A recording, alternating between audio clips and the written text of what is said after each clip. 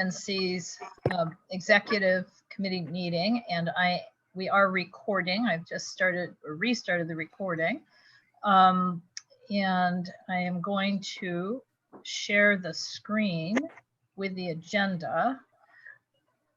And as always, we like to say, please be patient. You know, we are still somewhat learning our. There we go. And so I'm going to apologize. I'm going to stop the share, make Greg and Gabby co-hosts, because I cannot let people in. I can't see the waiting room while I'm sharing the screen. So hi, Denise.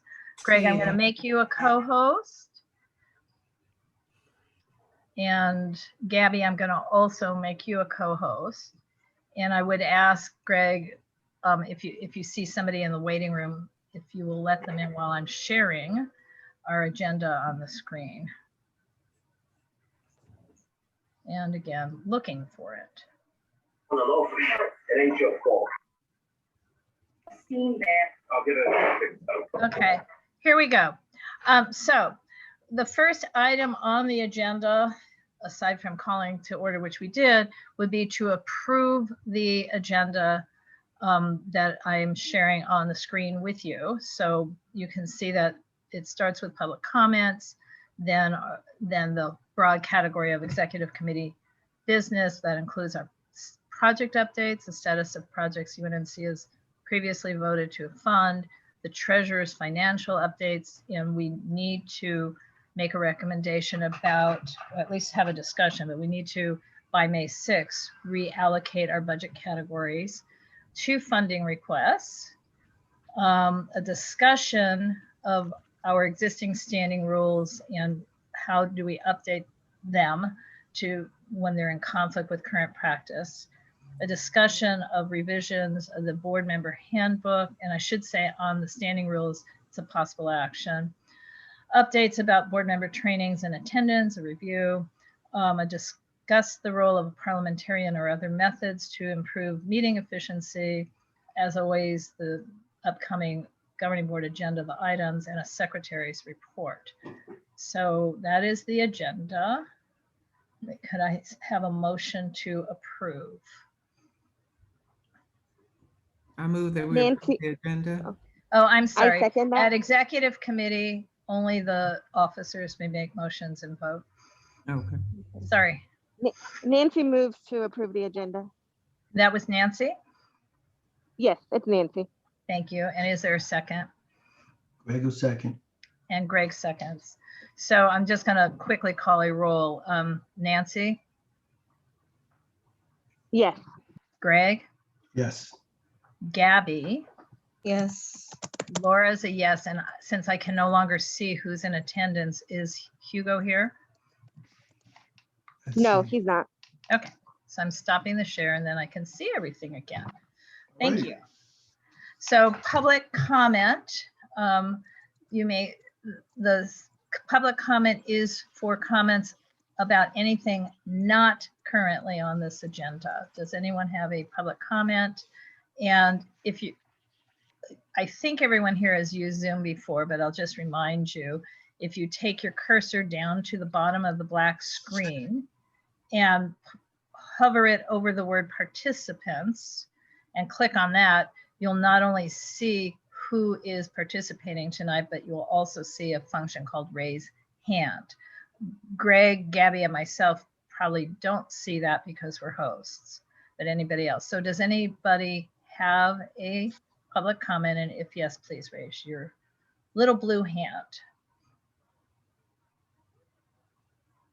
Seeing none, we can go to the first item on the agenda, and that would be project updates, status of projects UNNC has previously voted to fund.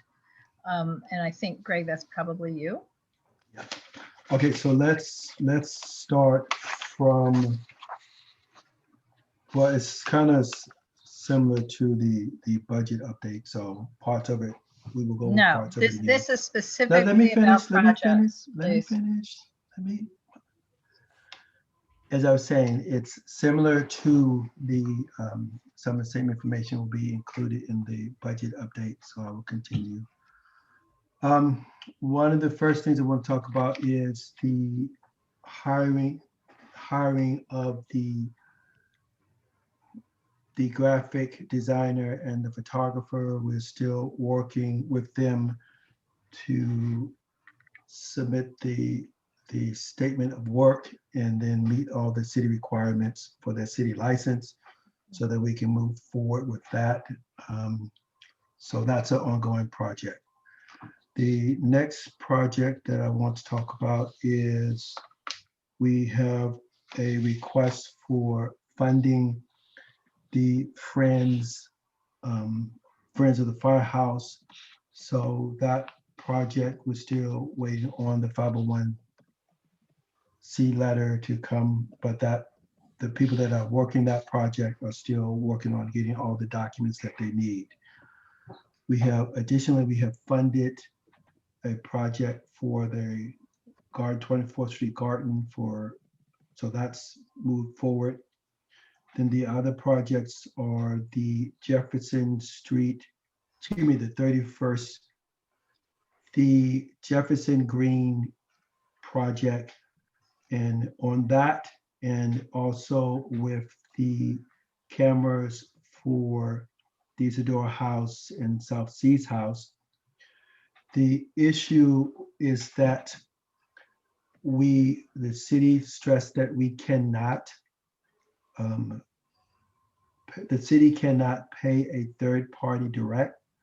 So they advise us to coordinate with a 501c organization and then to submit the project again. So we have the option of doing that in both cases. With the Jefferson Greenbelt project, the organization that was going to perform the work is a 501c organization, so they could submit the project as a NPG, and then we can move forward with that. And then on the camera project, we have a few options, or 3 options that are being considered, or we're looking at. One, the Rec and Parks ordering the items themselves. There's some more comments on that. I'll come back to that in a second. The second one is to work with the LA Parks Foundation. And then the other one is for Waha to submit the project. So those are the 3 options we have with that. I spoke with Sharon on the camera project. She expressed a concern that unless the vendor that provides the items is coordinated with the city IT people, then the city will not be responsible for maintaining the equipment. And one of the things in that project that was stated was that once the items have been obtained, they will be turned over to the Recs and Parks. But Sharon was saying that unless the IT people from the city are involved with that and it's from an approved IT vendor, then they will not be responsible for maintaining that equipment. So that's something that we need to talk with the organization, the group, the avenues that presented it, to make sure that they spoke with the IT people. And that's, any questions so far? That's basically. Yeah. Greg, I have a few questions. Yes. When did the city clerk specifically say that we cannot do community improvement projects and that they must be NPG, neighborhood purpose grants? Don't answer quite, wait, don't answer that yet. And number 2 is, well, I guess that is my key question, but the number 2 would be, what does Sharon exactly want us to do that she never told anybody else, since we, UNNC, had already purchased cameras, and the reason we're purchasing cameras again is that they're more or less broken and expired technology. And we certainly didn't have to do it that way the first time. So those are two separate conversations you've had, I suppose, with people. So going back to the first question, when exactly did the city clerk or anyone at the city say we cannot do community improvement projects and they must be NPGs? I didn't say I did not say that they did not say that we couldn't do it. But when we looked at the options for doing it as efficiently as possible, based upon what they said, the easiest way of doing it is to do it as finding a 501(c) organization and then submitting. I'm asking you, when did they say that? I sent you the email. Yeah, I didn't see that in the email. Was probably that same date, around that date. No, in the email that you copied us on, it did not say that. That's what I'm trying to find out. I don't know. Okay. Sometime around that date. Yeah, I have a real problem with what the clerk is doing, if that is what's happening. And what the problem is, all of these funds then become unspendable in this fiscal year because they are all above. I mean, we have 3 projects. You did not mention the KYCC. So we have 3. All of them are above $5,000. So they all require contracting. And there's no way we're going to have contracts before June 1st. Right? So how do we spend the money but not spend the money in this fiscal year? And they far exceed the 10,000 we can roll over. So is it just a matter of the name of the request, right? Because I'm reading Shauna's email and it does say it needs to be a 501(c)(3) to be eligible to receive MPGs.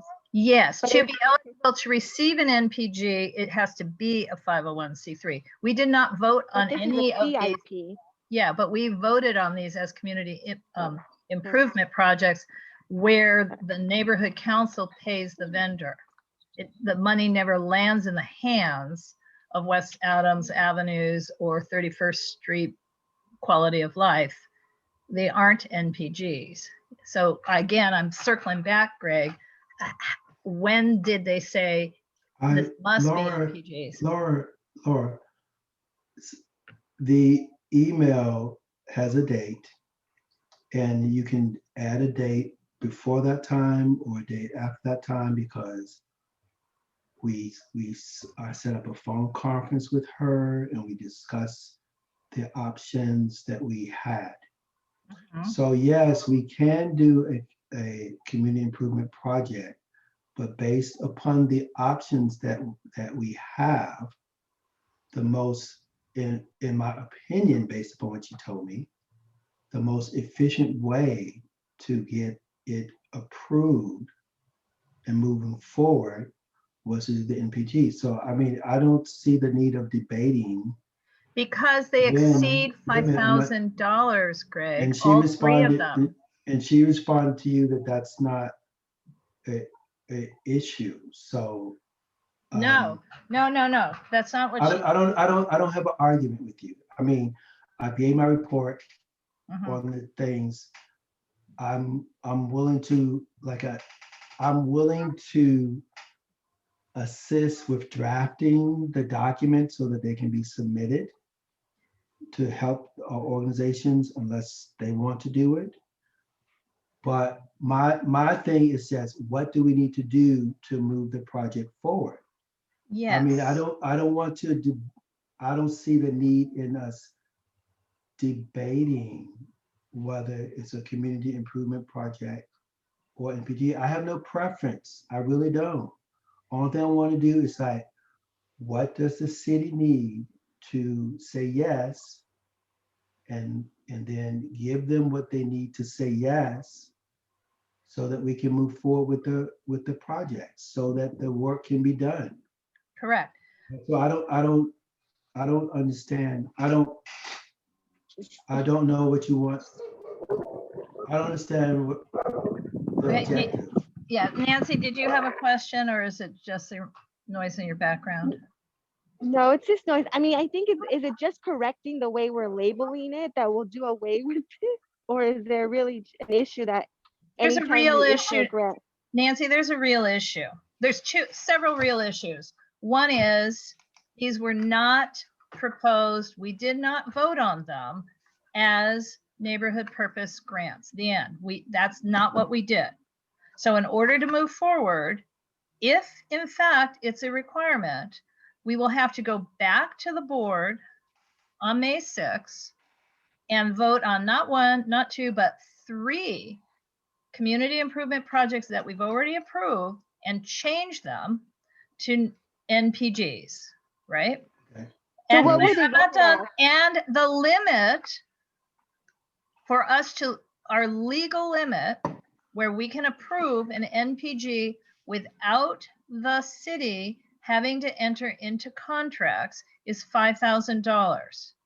So what we have is a $5,800 community improvement project that, based on all the documentation that the city clerk has previously provided, we are allowed to simply purchase capital improvements, which would be cameras for the park. We have the community improvement project of planting 25 trees and watering and maintaining them on Jefferson Boulevard. There's no doubt that it's a community improvement project. And you write a check or use a credit card, which needs DUN approval, for $6,900. And we have the KYCC project, also at this point totaling just under 7,000, using encumbered funds from last year and $3,000 more this year. And if we can't get it done this month, we lose forever the $4,000 we encumbered last year. And they're all above $5,000.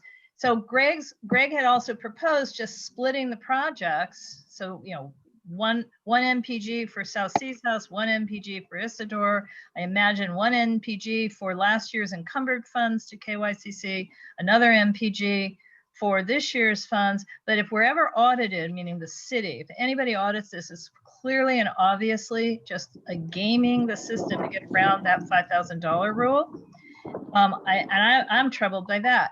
So I don't know how come after we've already voted, we're suddenly learning that somebody at the clerk wants it to be MPGs. And the email from Shauna absolutely did not say that. What it said was, we can't do an NPG to a maybe non it's just clarifying 501c3. with Shauna. I think it's clarifying with her because I think the language that's used in the email is MPG, but maybe what we should have said is CIP.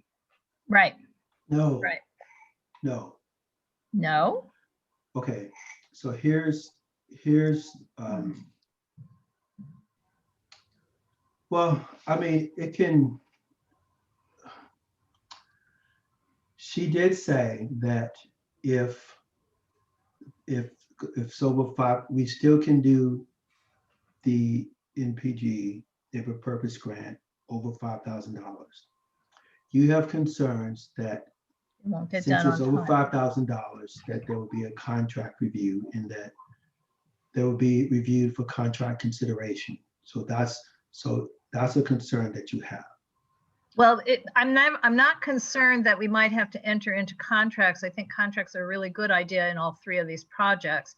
I am concerned that with COVID and, you know, lesser hours for staff, I mean, that, you know, we're getting more money for the city to be replenished for next year's budget, but we still are on the deep staff cuts this year, that the contracting itself won't get done in time to do the latest we can make the payment request is June 1. And given that it's $20,000 in play here, we will lose. We can't roll the 20,000 into next year. We can roll 10,000 of it, but not 20. So Greg, what did she say? Why can't we do it as as community improvement because project? it requires more information and more work to do that. The easiest way is the NPG so that it can be approved, just like the 5,000 for the garden. There's a 50, they submitted their paperwork and it was quick and easy. And so, What's the additional information that's required? hold Well, on. first of all, can I just quickly answer it? We can't do anything without another vote. We did not vote to approve. an Yes, NCD for any three of these. yes, what we would have to do Right. when we meet is to say, this is it is the same project, but it is an administrative vote because we need to submit the same package for the NPG. Can So, can the clerk start work on the contracting issues now, knowing that we will change the vote? They won't have time, I think. That my concern is they won't complete their task in time for them to approve the payment request that we make no later than June 1. well, I cannot say what someone else will do. I just Mhm. know my conversation with her, with my contact at the city, is that if we have a few options of the way we go about it. Let me see. Oh, that's the email about the 5,000. And then another one was, okay, so let me read this email to you. This was today because I gave them a few options for this. Good afternoon, Greg. Thank you for your email. If California Green Works is a 501c3 nonprofit organization, then it is recommended that the NC proceed with funding via neighborhood purpose grant.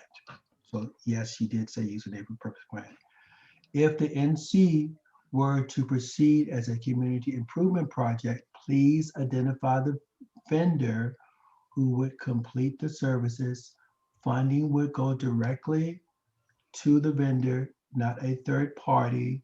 And if the project exceeds 5,000 of service, or service will be rendered over a 3-month span, we would proceed with a service agreement, which then we would require the following. So the other things: vendor purpose proposal or scope of service, vendor certification of insurance, vendor's business tax certification, vendor W-9, neighborhood council BAC. So to me, that process, I looked at the two. I'm trying to do my job, Right. my part of the team. I looked at, they said the neighborhood purpose grant, 2 things, and we just did one and it went through. Now, I understand the $5,000 issue, but if we did the community improvement project, I need to say to the vendor, and that would be a whole different, that's another conversation about that.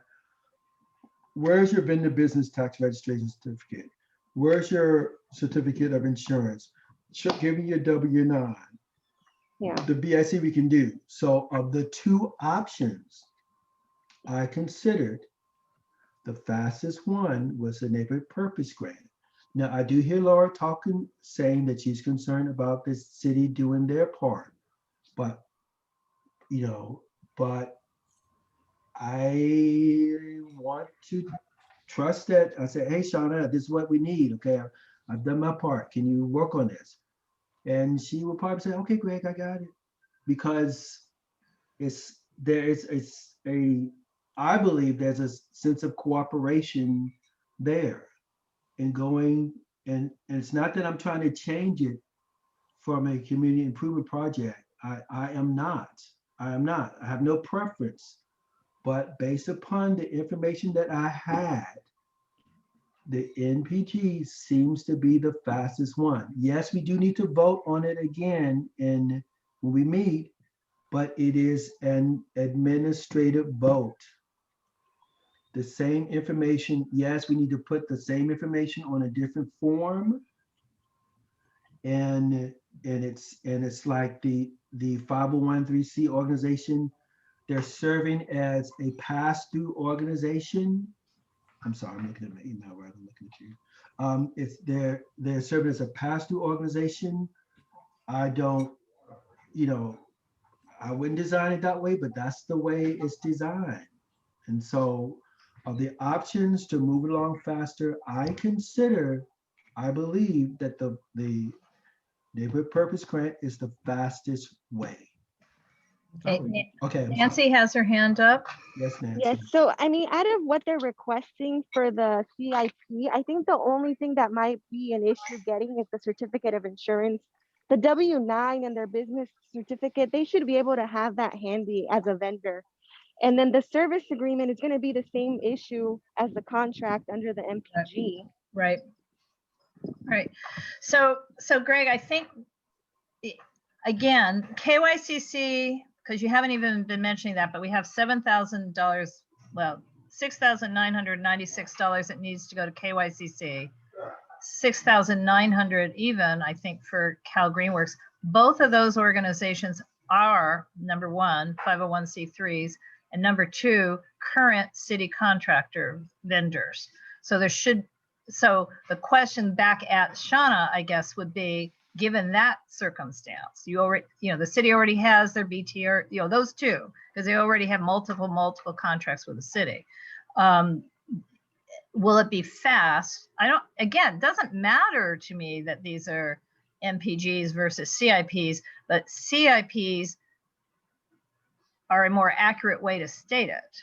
I mean, I really am not thrilled with telling the general public sort of an untruth, right? These are community improvement projects. So changing them to neighborhood purpose grants for efficiency just doesn't feel right in the gut. But on the other hand, we're going to lose this money if we don't deal with it. So the question for Shauna would in fact be the same thing Nancy just said. We still have the contracting issues, still need the insurance, the BTRCs, which is the business tax registration certificate with the city of LA, still would need the W-9 of some sort, I think either way. And I'm not troubled by that if they can pursue it quickly. If doing them as NPGs and they can pursue it quickly, I don't have a problem with that. On the cameras in the park thing, it sounds like Sharon threw another wrench into it by saying it has to be a vendor that city IT has approved and not just some random vendor. Is that no the takeaway? Her statement. Okay, I don't really think we're finished with the first conversation because no, I'm just trying to get to all the solutions right away. Well, I don't think I had a working process that the clerk was okay with. And now, based upon this conversation, there's like going back to the vendor, which the issue was that the vendor is the third party.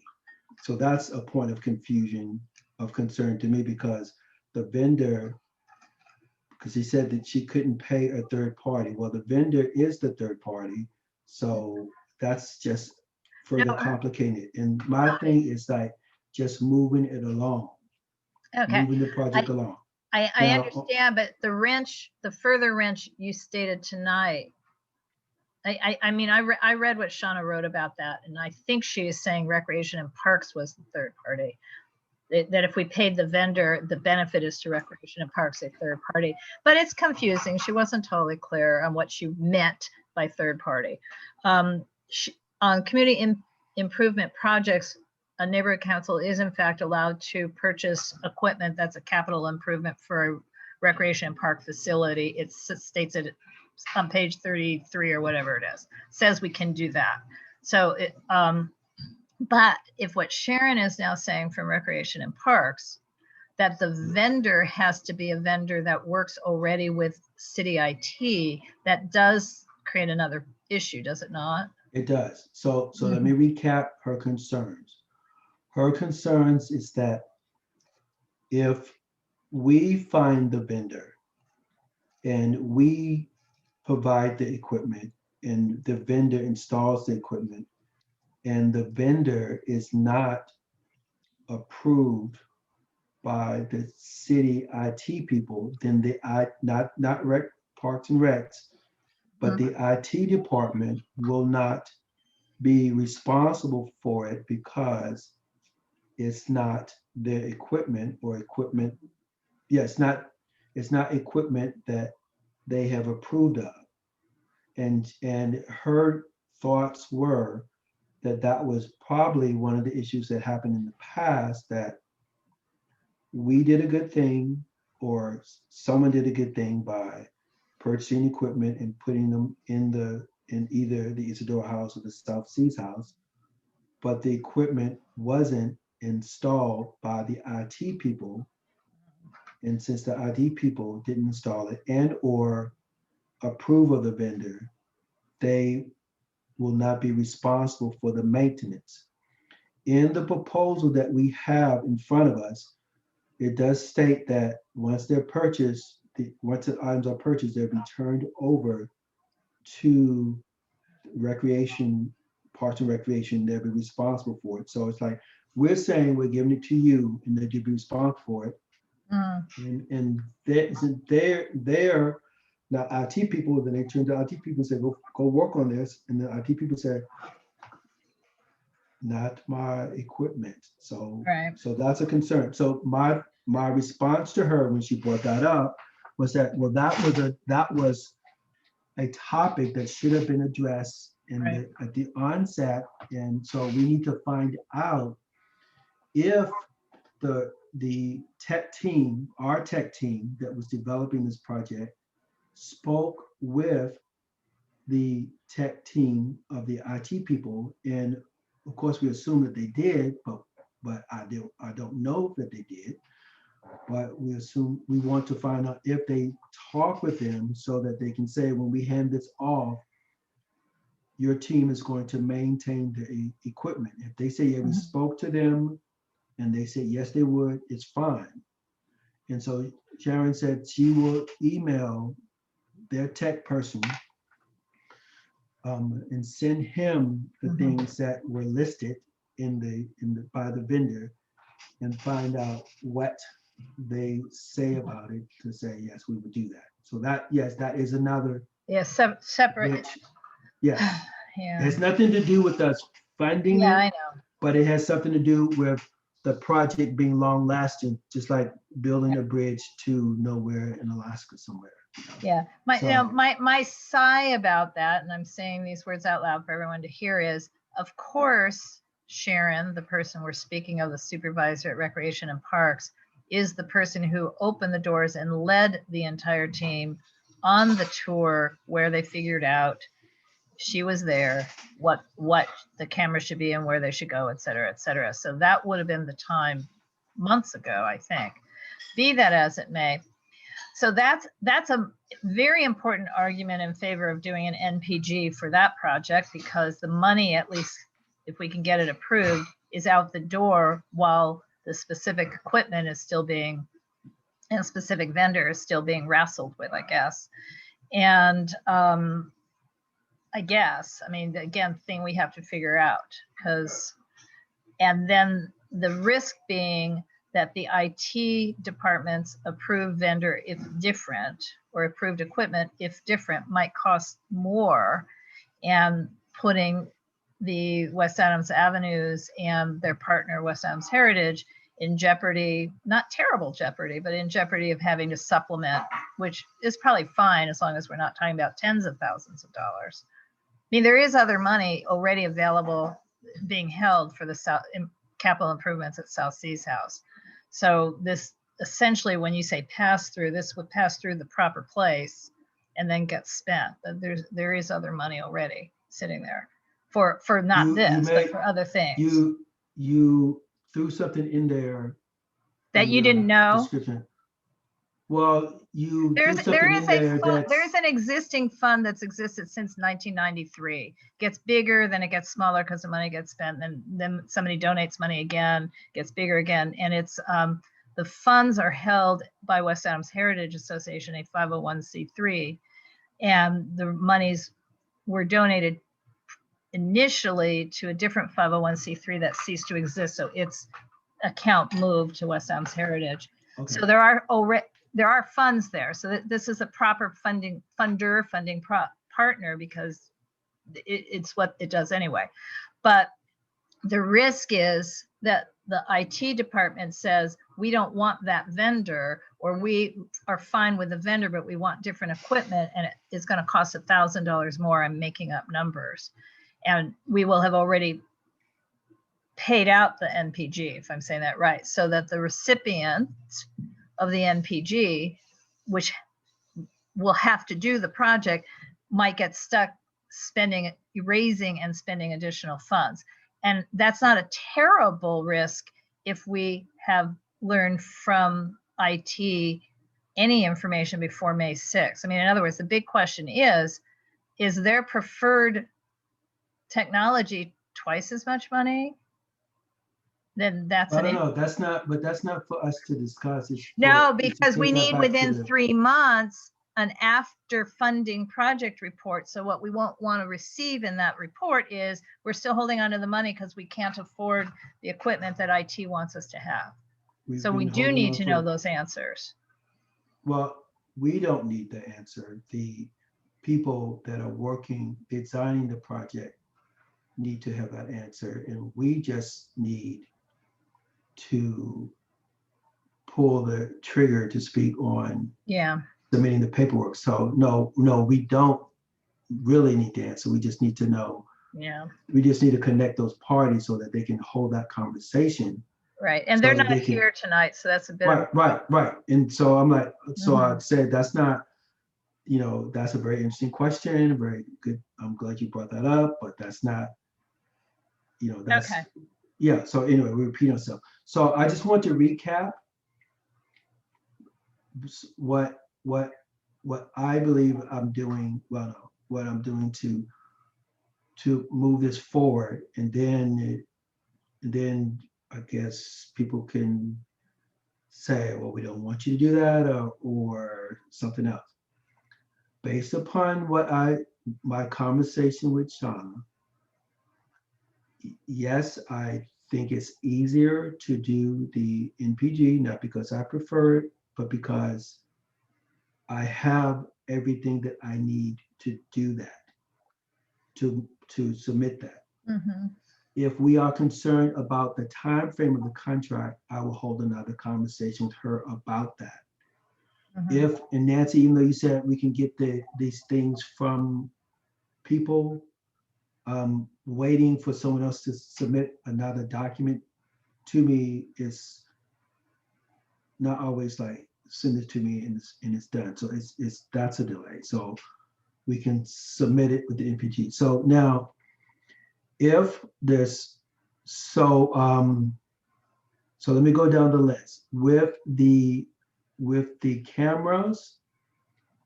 I know there's a concern about, there's 3 options: Waha, LA Parks, or Parks and Rec doing it. So does Greg, there's no option for LA Parks Foundation. West Adams Avenues did not wish to work with them. And they've already sent an email to West Adams Heritage asking them to be the funder. I was copied. okay? So they're going to submit that. They're going to resubmit. Well, the stuff? if an MPG is required, and we're still on the other problem of 1 or 2, but yeah, they don't want to. There's a reason not to work with the Parks Foundation, and the reason is the equipment could now belongs to them, and they can move it to other. We've just had a lot of experiences here where that same fund that exists, and I'm talking about purchased furniture for the South Seas House, and half of it got transferred to another facility. There's a lot of issues working with the parks, just saying. So don't want to go farther into it because we are being recorded, but the 501c3 has been identified, and we don't need to spend, first of all, it's not our vote, and second of all, we can move on from there. The big, so are they going to submit should it be package? 2 or 1?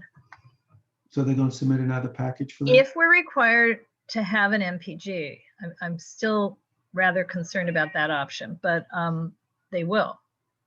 Okay, check. Yeah. All right, well, So what I'm seeing is we have, including the monies that will still be going to our webmaster, all of these projects together, plus the remaining $1,900 for the UNNC website for this fiscal year, we could be spending up to $30,600. That's a Yeah, lot of money. We would have like seven, well, in the budget report, we see this, we have like It's $30,600 $753 left. with all, if we spend all, include, and I'm using Yes. if, but it's really when, pretty much. Yes. Unless some of this is canceled or converted to Yes, next year. yes. We will spend all of our money. Right. All of So it. what is the Well- prognosis, do you think, on the $6,000 total for the graphic artist and the photographer and Well, this that's- fiscal year and this fiscal So year? that's my next section. So let me go to my Okay. next section. Mhm. Okay, so, okay, this is, well, this is two parts to this. So let me. Okay. And everybody in the room, I apologize because some of this is like in my head, but we're not showing you yet, but now maybe we are, this stuff on the screen. Yeah. Okay, can everyone see this?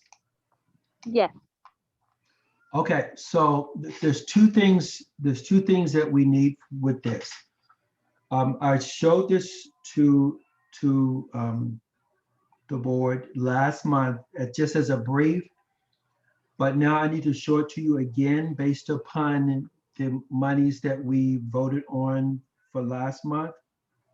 And I need to submit, after we're done, I need to make a motion for these budget adjustments. Okay, so as we're looking at it, look at the different changes in the budget, the allocation of funds. So this is our overall budget, including rollover and then including encumbered funds, and then this clean street fund, we let it sit there and keep rolling.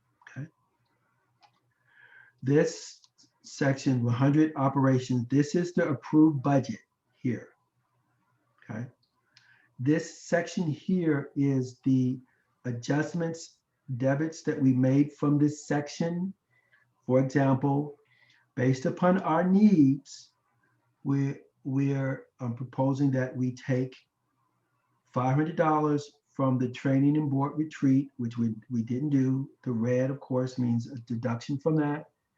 And then the blue is where we're putting it. So in the notes section, and there's a lot of stuff to read in detail, but $500 moved from EDU, so I use the code, to FAC, which is facility. So we put $500 on this line to pay for the rental, the storage space, right? So the whole, and then all these lines follow the same pattern. So like the money that we had here for government board refreshments, we moved that. 2,300 transferred, 2,300 transferred to staffing. And so then office equipment, 175, $50 transferred to postal. We really only needed $22. And then another $125 transferred to temporary staff, which would come down here. So this month, so for the temporary staff, this is the money that we need for the graphic organizer and the photographer, and we need $6,000 for that. And then $300, that $300 transferred from here to staffing. So we can see what that's, this money added up. This money, we go to the next slide. This is the $6,000 that we need for the temporary staff. So again, this was our former allocation, and this is our new allocation. So I need to put this on the spreadsheet to submit that for the budget adjustment. Okay, so this is just one section. Okay, Greg, I have my hand. I want to ask. Okay, I can't see. I know, and I don't have a blue hand either. Is it the intention? So the photographer and the graphic artist each started in February or so, correct? Yes. Is it our intention of paying them the full amount in this fiscal year, or to roll half of their amounts each to the next fiscal year? And what does the city want us to do? The city has no dog in the fight on Okay. that regard, but the intention is to pay them for all of their services once we have all the required documents. So to receive an invoice from them, so with the intention of theoretically using all of these funds. But this is why I put it in purple, because I like crayons. I put it in purple so that we can see that this is still something that's kind of like Right. pending. And if we don't do this, then that money may be left over, but it's earmarked, so I have it listed in purple there. Okay? Right. So Yeah. let me make this point then.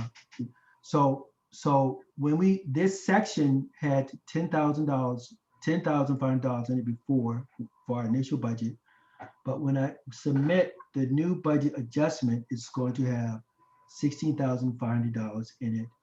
And based upon that, we should have like $750 rollover because there's some lines that we didn't use all the money for. Yeah. And I'm going to guess the phone system goes up, and we're going to need to, for next year, remember to always increase our budget lines in advance Right. instead of after the fact. Right. Yeah. Okay, so please keep this in mind because Okay. I'm just going to make one motion to approve the budget Whole thing. adjustment. Okay. All right, and I know we might have to make some adjustments to it. Okay, now this was our outreach budget. What we had initially $11,500 in this, but as you can see, we had 1,000, 5,500, 5,000. You said, but all of this was taken out because we didn't do any advertisement, we didn't do any event expenses, we didn't do World Harvest. We did World Harvest at the end of last year, and we put World Harvest because we thought we might be feeding people again this year. But we took $500 for election, we put $500 to NPG, and that doesn't have to be NPG. You know, it could be community improvement grants, but based upon the latest information I had, it's NPG. This is purple, so this is like the $3,000 that we earmarked for the fire station. I have it in purple because they're still working on that, but we don't have everything to submit that yet to give them the money. So it's still, I guess that'll be my color for that, purple. And then another $2,500 to the NPG as they stand right now. Then the World Harvest, 3,000 of this went to temporary staffing. So this is 200 area, but we moved it to the 100 area. And then $2,000 to the NPG. So in this section of the budget, we will have zero in this section of the budget, from 11,500 to zero. Okay. Questions on that? Okay. Well, I'm just going to tell people new or remind, we are not permitted to spend outreach funds still because of the COVID pandemic. So we did not know that when we created the budget last year. And we thought we would be okay. Yeah. Well, we hoped. We didn't know. We hoped. We had hope. And plus we were still thinking of feeding people also. So which is good, which is a good thing we did last year.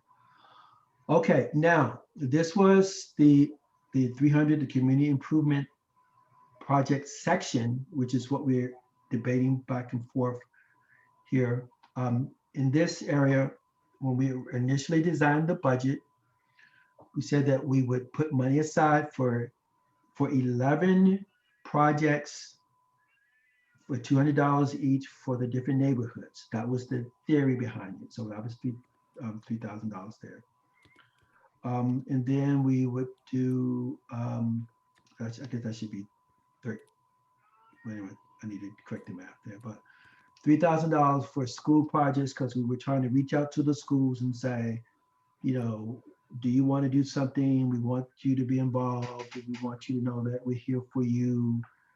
You know, since school's out of session, that didn't go anywhere. So all the funds here have been transferred to the neighborhood purpose grants also. Okay, and different ones. So we, again, if we go with community improvement grants, then the money could come back over here. The money can come back over here. I would just move this section, these items, to this section. But as it stands right now, this entire section is zeroed out. So from 6,000 to 0 funds in community improvement projects. Questions? All right, so the next section is the neighborhood purpose grant. We did one MLK project, $1,500. Initially we had $3,000 here. And then we, based upon what came up, then we put different things in here, like the 24th Street Garden. We $5,000 for that. So the money that came from other sections, they're here. And that was $5,000, and that one has already been processed. And then we had the Jefferson's Greenbelt project. So we added money to that line to get the $6,900 to it. And then the Rexham Park,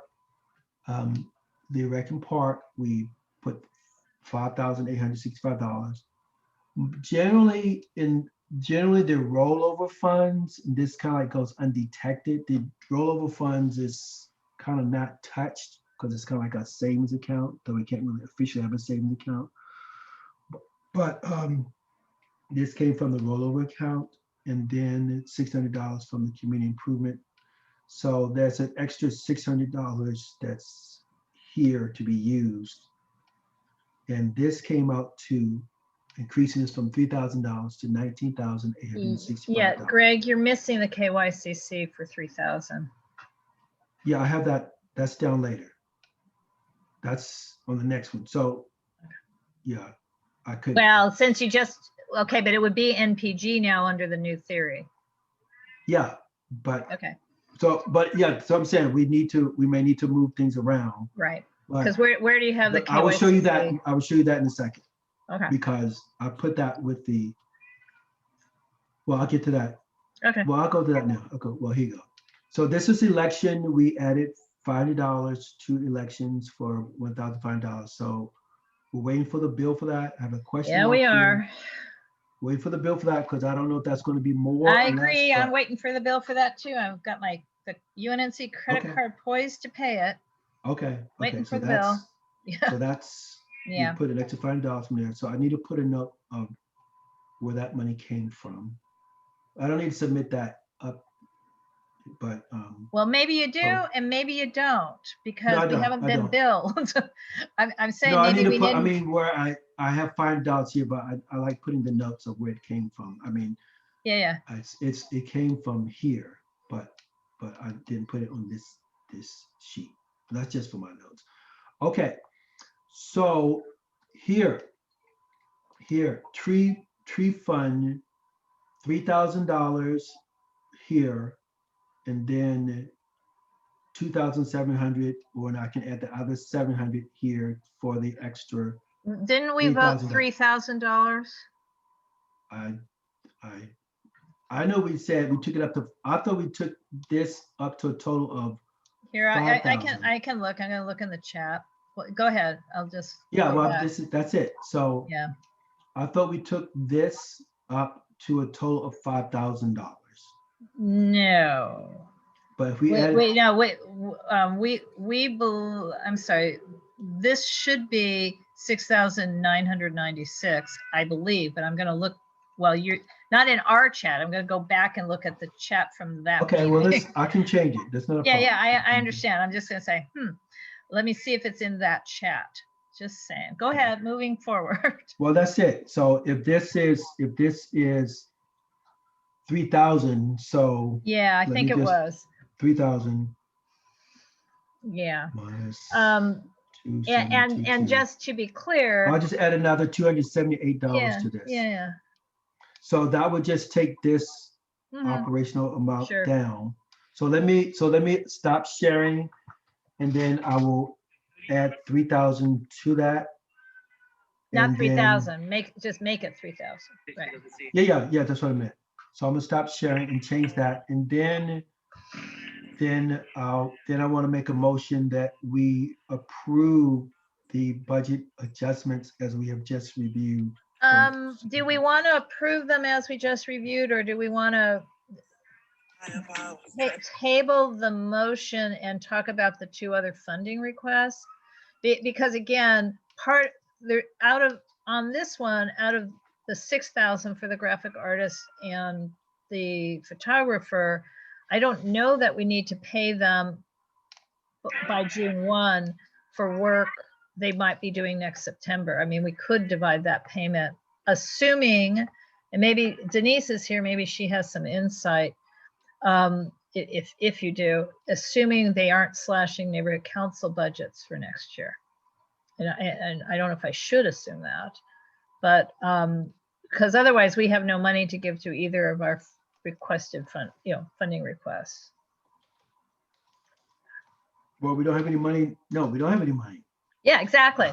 Unless we do, like, unless we defer the graphic. I mean, we might have 3,000 if we defer. So Denise, I don't know if you're following budget stuff and if you have any insight. By coincidentally being here. No, that I don't know if that's been determined specifically for neighborhood councils, what their budget will be next year. So no, I don't have any information about that. What next year will bring. It looks like they cut your budget this year, correct? They cut it. They did two things. They cut the budgets, three things. They retained the $10,000 rollover ability because that's in the LAMC now. So they couldn't not retain it. But they also let neighborhood councils for one time only encumber funds the way any city department can.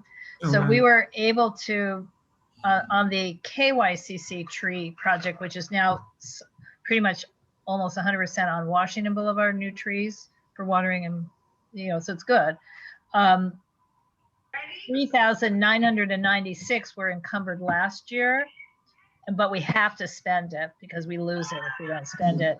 And the additional funds would be this year funds. So if we have rollover, we could hold the additional funds, but that's not going to be useful because KYCC in effect wants a down payment on a 3-year project. So we're struggling to get, we have other donations. We have other sources of funds at this point, but we don't have the full 25,000 that they're going to want. So we're working on that because the city changed its rules, Greg, just so I'll say this for everybody.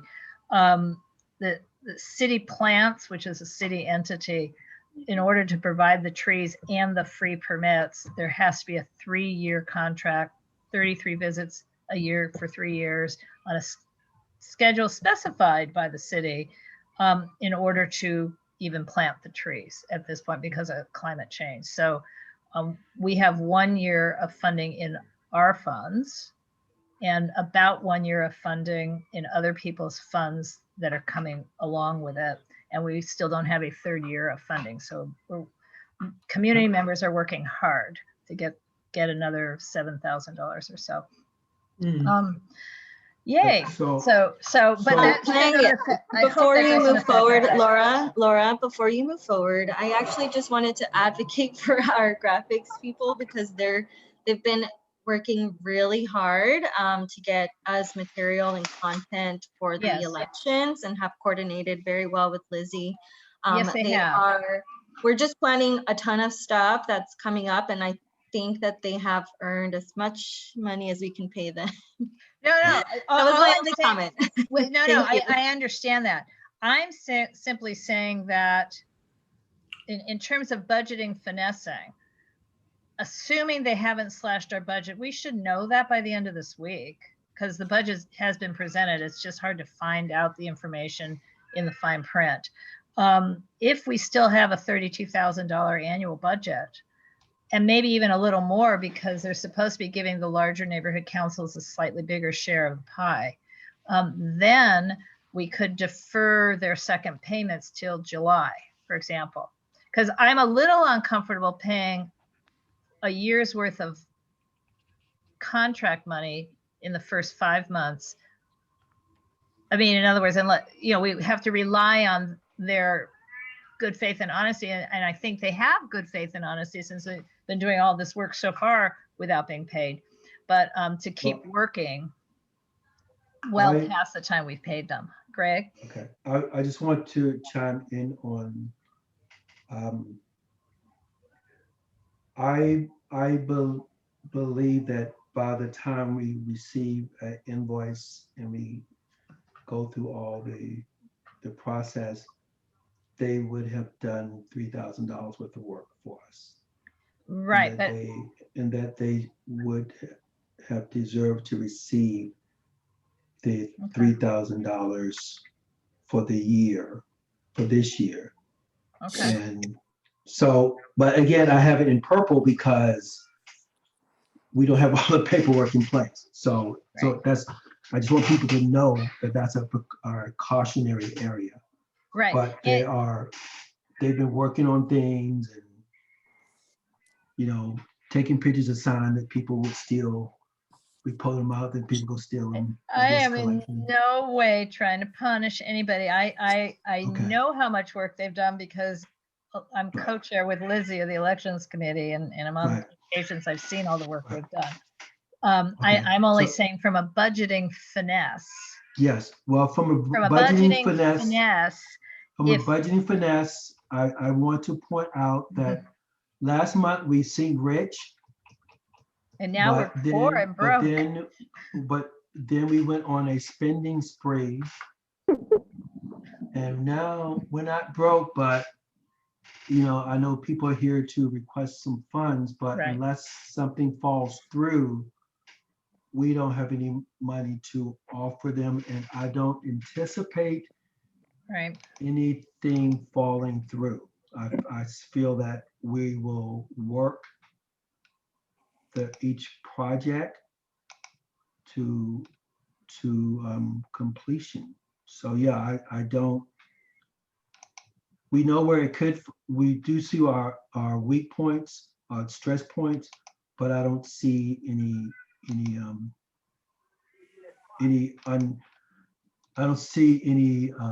projected overage as we had before because we obligated it. And yes, I wanted people to come because I was concerned about spending the money, but I think we still should look at their requests in case something does fall through, but we can't.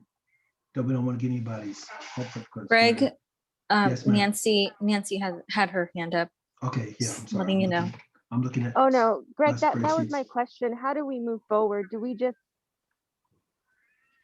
hear out, Well, that's why I'm sort of asking the finesse questions, and we're blind a little bit because I don't know. I mean, I think we're going to be good on the budget.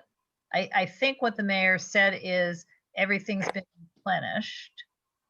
But you're talking about the future next year, right? Yeah, I'm talking about the budget we have starting July 1, but the mayor presented the budget last night. Yeah, I just want to speak about this year, not next year, spending what we have this year.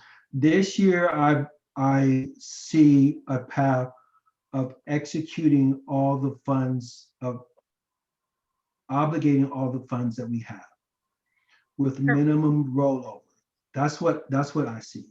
Yeah. I see that even in the projects that we have concerns with, I've spoken with all those parties and I said, okay, this is what we need to do. Let's do this. And then everybody said, okay, and we're going to work on it some more. And, we shared niceties. And so everyone wants to move forward for us to meet our obligations and for everything to move forward as we have planned. And with that. So if we want to hear out the people that will present, can we do conditional approvals? If there is money left over in the budget? Yes. Or, okay. Well, can I make a point?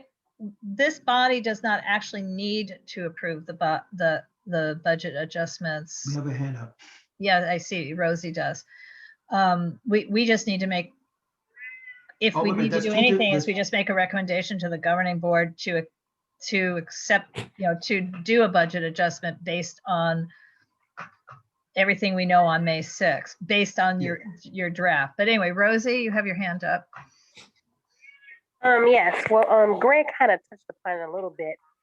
So since the money has to be used by June 30th, all the entities that you have given money to thus far, when was the last time you contacted them to see, are you going to use this money? Otherwise, it needs to come back into the, piggy bank. Good luck with that. Yeah, no. Well, first of all, we didn't That works. spend any money tried until that. about 2 months ago, it seems. Rosie, Miss Rosie, hi. Hi. I tried that. That was like, oh my God. Right. That did not We have work. not paid them yet, right? No, not these other projects. We did one. Well, no, the other projects that we listed that I gave a brief on earlier. No, we have not given them any funds yet. Right. Yeah, and Rosie, we up at, as of today, if you went on the clerk's website, we've only spent like $5,600, but we're about to spend a bunch more. We've been approved by the clerk to spend some more. And as for NPGs, once the money's out the door, you can't get it back. So that's why we're also trying to be so carefully vetting whether it's a community impact improvement project or an NPG. We want to make sure it's real, so, and not where we give California Greenworks $6,900 and find out eventually it's spent in Hyde Park. I mean, it has to be real and on Jefferson Boulevard. And so we're trying to be very careful, and I'm not meaning to demean, it's the only one I could come up with the name. Sorry. So we have been approved for the Garden School Foundation and the Ignite, what's it called, Greg? Ignite? Yeah, they're not something. Those are the only okay, two. Those are the only two that have been spent so far, Right. essentially. Yeah. So Laura was speaking about the budget for next year. I'm speaking about just executing the budget for this year. So it's two Correct. different topics. Well, Greg, I'm sorry, I know I keep interrupting, but we don't need to, this body does not need to take an action vote. We can if you really want to, but I'd like to hear from the two funding requests. And what I'm trying to say is, I know that both of the new requests are monies that would need to be spent now. And I don't know that, that's why I'm saying, what if anything, maybe nothing, can defer to July 10, meaning next year's budget, in order, if we wanted to fund something now that has to happen now, that they can't wait till July 10th. So that's my only question. If we have money, if our budgets aren't slashed, we might be able to finesse some of, for example, we might be able to finesse the 3,000 the new $3,000 for KYCC. Maybe we can make that check request on July 7, and the 3,996 we have to do before June 1st, for example, so we can defer that if we want to fund something else. So I'd like to hear what the other two requests are to see if we want to fund anything else. And Raheem has his hand up. Hey, I just wanted to say, I think that Greg, especially given all the hoops we had to jump through with Anne before we actually got her vendor thing figured out. Yeah. I imagine we might have some hoops to jump through with our photographer and graphic designer. I know you've been like hounding us to get their stuff. We've been in turn hounding them and trying to get them to get their stuff, and it's still taking some time. All this to say, I'd hate to earmark that $6,000 and not make it to the finish line with those things before the end of the fiscal year and have that money be in jeopardy. I think Laura's plan of even having that and to make those funds, to make some other additional funds available for this fiscal year and pushing the other half to the next fiscal year is probably a solid plan given the history of having issues getting vendors paid, getting vendors approved to be paid. Like if there's something more immediate that we could spend the money on, I think it might make sense. And again, caveat would be, we don't wake up on Friday morning to emails from City Watch and everywhere else saying, oh my God, they've slashed the neighborhood council budgets to $10,000. I mean, then we couldn't do this plan, obviously. So if we don't have to approve the budget adjustments, can we move on to hear the presenters? Yes, please. Or we just table it and come back. And let's hear the presentations. But it's up to you, Greg, because this is your section. Well, I'm presenting the budget as it is, and I'm just saying, I just want us. The reason why we put the money, Raheem, using the issue of the graphic organizer, the graphic designer, and the photographer, we put the money there for this year with the assumption they're going to do the work this year.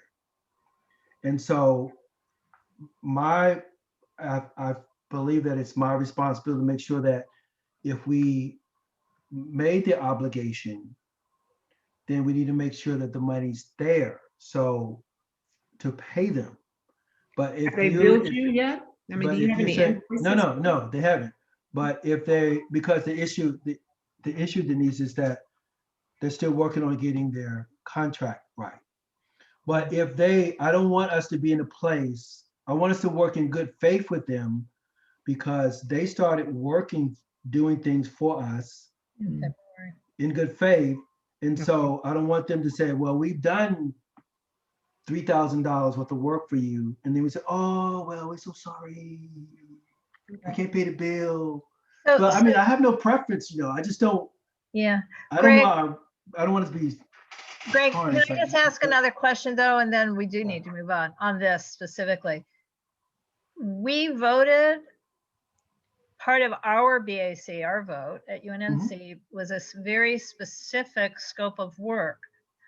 Is that changing? Because if it changes, we have to vote again anyway, and we're probably going to run out of time for it to be this fiscal year, if that's the case. And if it's like a word or two, it's not a problem. But if the scope isn't changing, the scope isn't changing. Yes, well, you're saying that, but is the city going to require a contract, and are they going to rewrite it? That's what I'm asking. Because the reality is, I can't. In other words, the president, if it's this semester, as it were, it'd be me. If it's after July 1, it'll be whoever. But the president has to sign that the two contracts, and if we hadn't voted exactly what the contract says in terms of scope of work, not in terms of the other crap, we have to vote again. And we would need to either vote by May 6th, and we're back into that no check request after June 1. And so the last time we can even vote would be May 6th. So we'd have to ascertain if the scope of work, not Raheem, not what we're asking them to do, but what the city puts in the scope of work. If it's changed, we have to vote on May 6th. So you know how your desire is to have a shorter and shorter meeting? Not happening. It looks like we're going to be taking a lot of stuff back for administrative fixes. Greg, you're mute. And Lizzie has her hand up now. Lizzie has her hand up. Yeah. That's what I'm saying. Lizzie. Yes, hi. Hi. Good evening, everyone. I was told you guys needed an amount. Do you have? Yes. Do you have that first bill yet? Because I haven't seen it yet, Lizzie, to pay it. I went and talked to Esteban at the shop, and I told him, please send the invoice to Laura. And he said, I will send it right now. And he hasn't done it. Do you have any are you going to be doing any business with him? I can go tomorrow and tell him. Yeah, no, but what Greg wants to know is the final amounts. I mean, it's two different issues. One is me using the credit card online with a proper invoice. And the other is how much were the two bills combined? That's what Greg wants to know. Yes. I did tell Greg at the last meeting, but it is $1,211.51. for 2 invoices. I'm sorry, $111.51. Okay.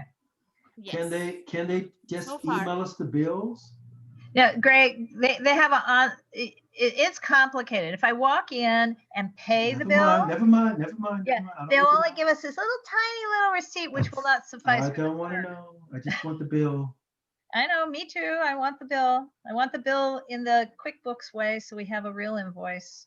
yes, Okay. but you need it to be sent via email, correct, Laura? Yes, because again, when you just do a counter payment with them, you just Yes. get that little tiny, 1 1/4 I inch understand. line. So I'm Yeah. gonna go there and I'm gonna stand there and I'm And- gonna and- wait until he emails it to you. Perfect. I have the second bill, but not the first one. Yes. Lizzie, is there a possibility of a third bill? No. Banner, the banner for the banner. Now let her answer. Yes, Can how we much is that still going to be? have a banner? How much is that going to be? Oh, I have no idea. Ballpark? Well, you know how much it's going to be?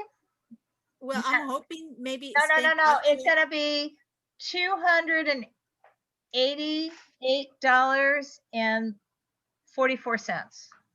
Oh, yes, because that will That's your that will budget. round up to 1,500, correct? Okay, Exactly. okay. So I'll get something with that budget. Thank What's you. the banner for? I'm sorry? What does the banner say? Because I know we do have a banner. Oh, no. It's about the voting location. Oh, it's It's something that we can repurpose. Is this Rosie? Yes, Yes. it is, Rosie. Hi, Rosie. Yay. Okay, so we're trying to create a banner that could be repurposed for years to come that tells people to vote, that will Vote say here. UNNC elections. Yeah, vote here. Yes.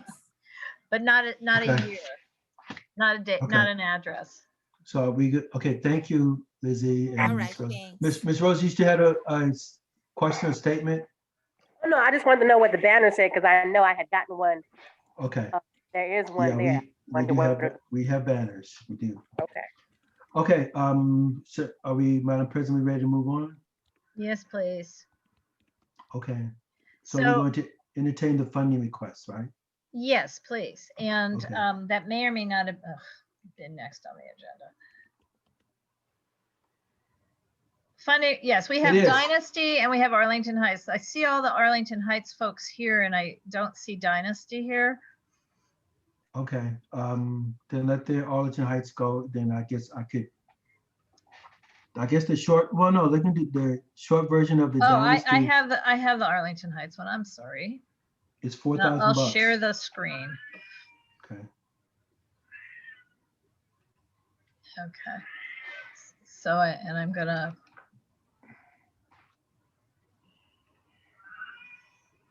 Oh, look, we do tell the vendors they have to have a W-9 form.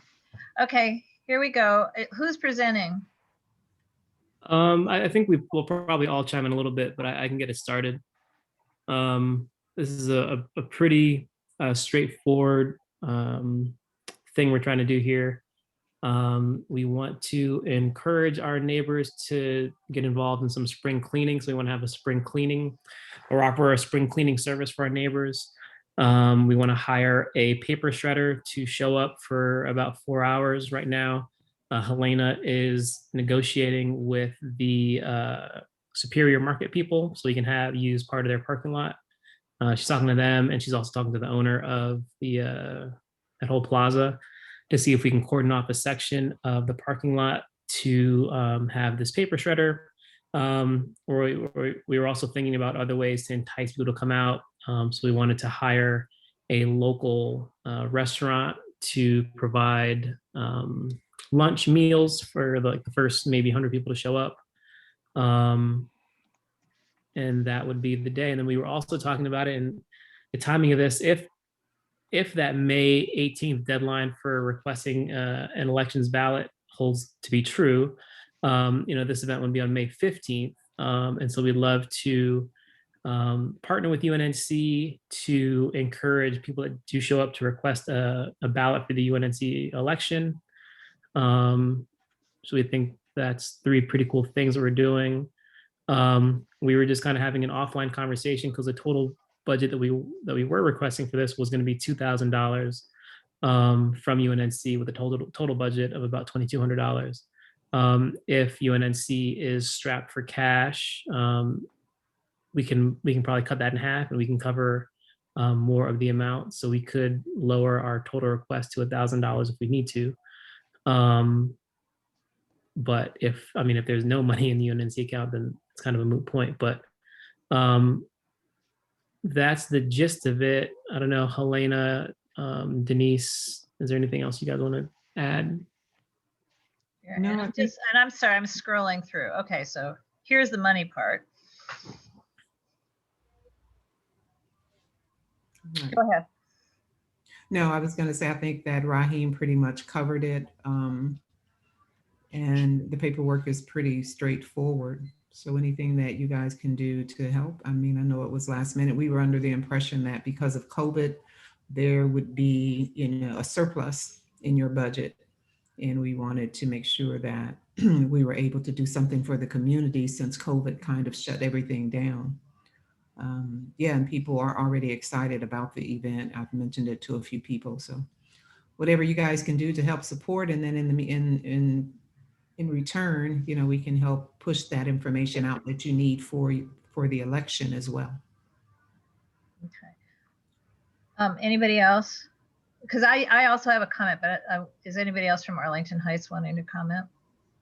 Oh, I thought I saw Lizzie had her hand up, and I see Greg has his hand up, but I'm still looking like, does Helena have a comment or no? I can barely see again because I'm sharing the screen. They pretty much covered it, I thought.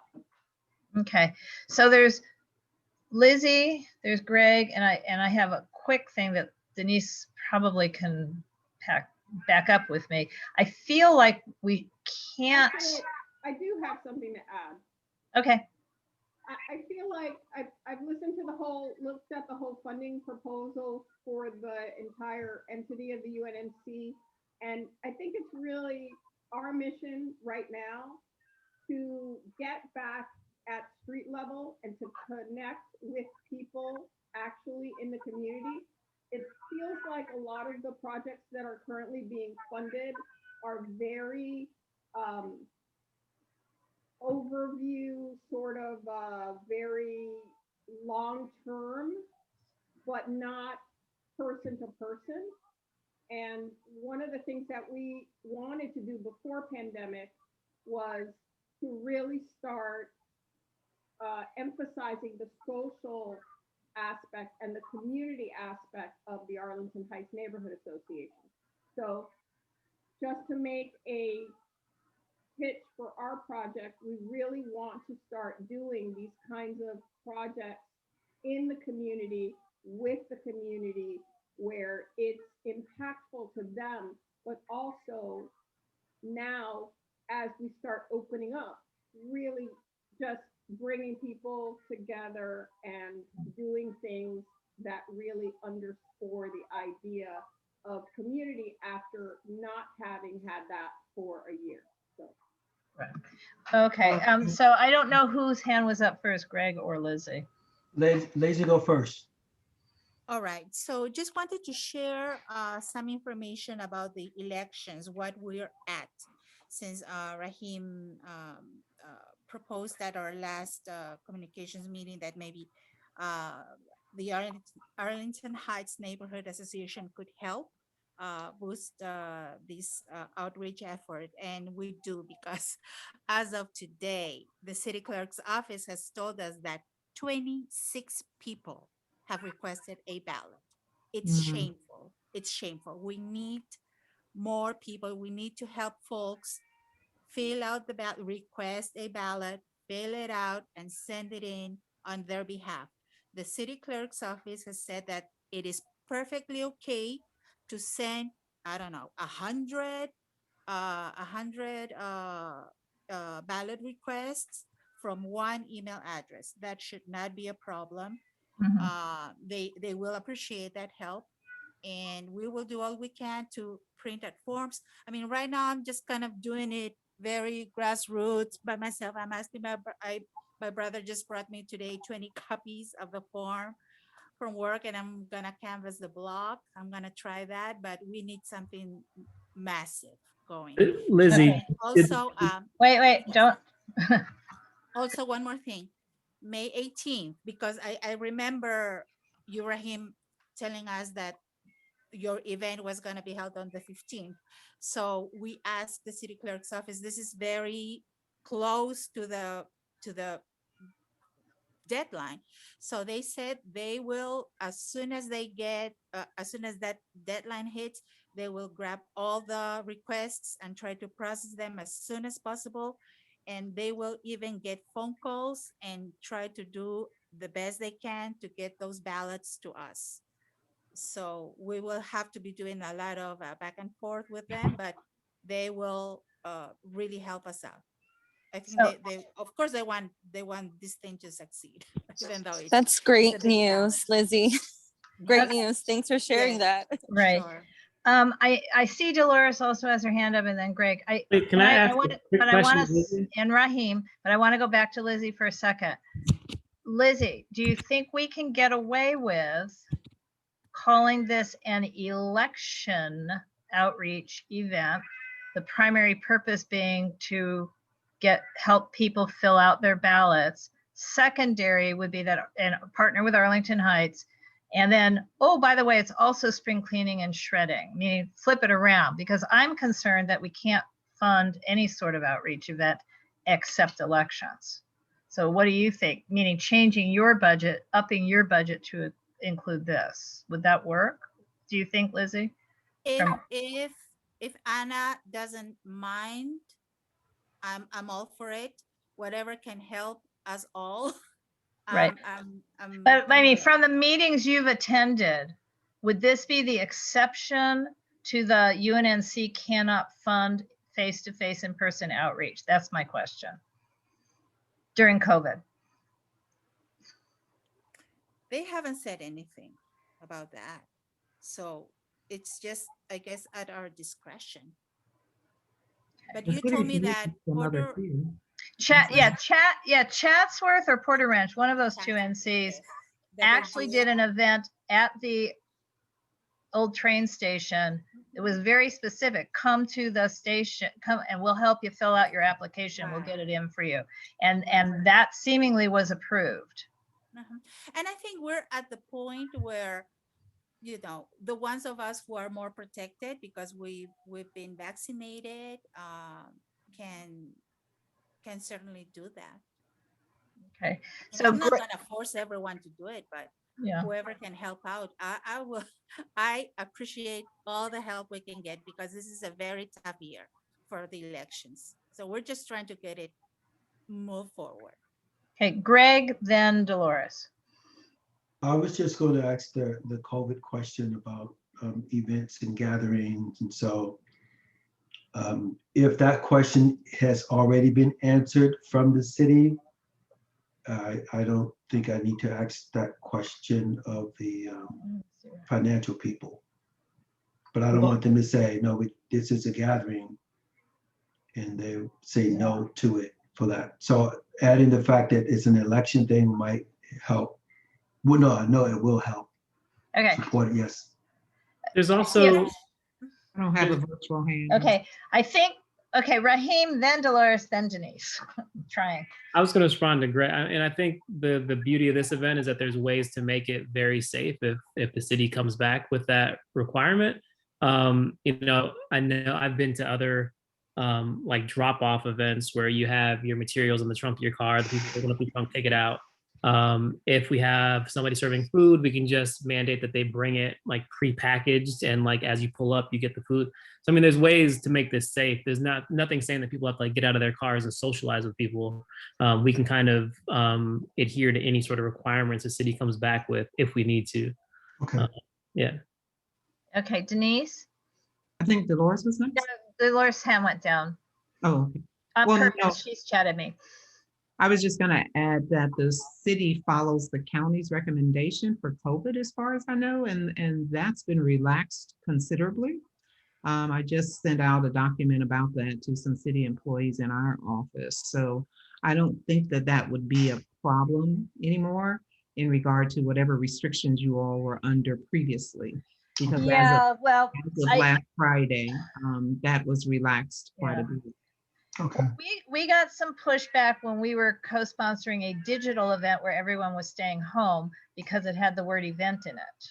Oh, And they God. said we can't do events this year. They meaning Dunn and the clerk. So, but again, I think we can do election outreach. I mean, I'm trying to figure out how to get somewhere with this I without. like your idea. I'm sorry, I don't mean to interrupt. I like your idea of flipping it around and making it an election outreach, particularly if the election outreach or committee has a budget, then we can utilize that budget and, Right. and kill two birds with one stone. Right, we would still have to add some money to her budget, but that's a really easy thing to do. Since they were bugging us and saying, why aren't you spending $10,000 on election outreach? It's like, we don't wanna, but we can spend some more if that's the pleasure of everyone. So the other question I have, and Greg, you have a lot of experience with this, as do you, Denise, and I think Dolores, food vendors, restaurants, is that gonna be a problem if this even states it?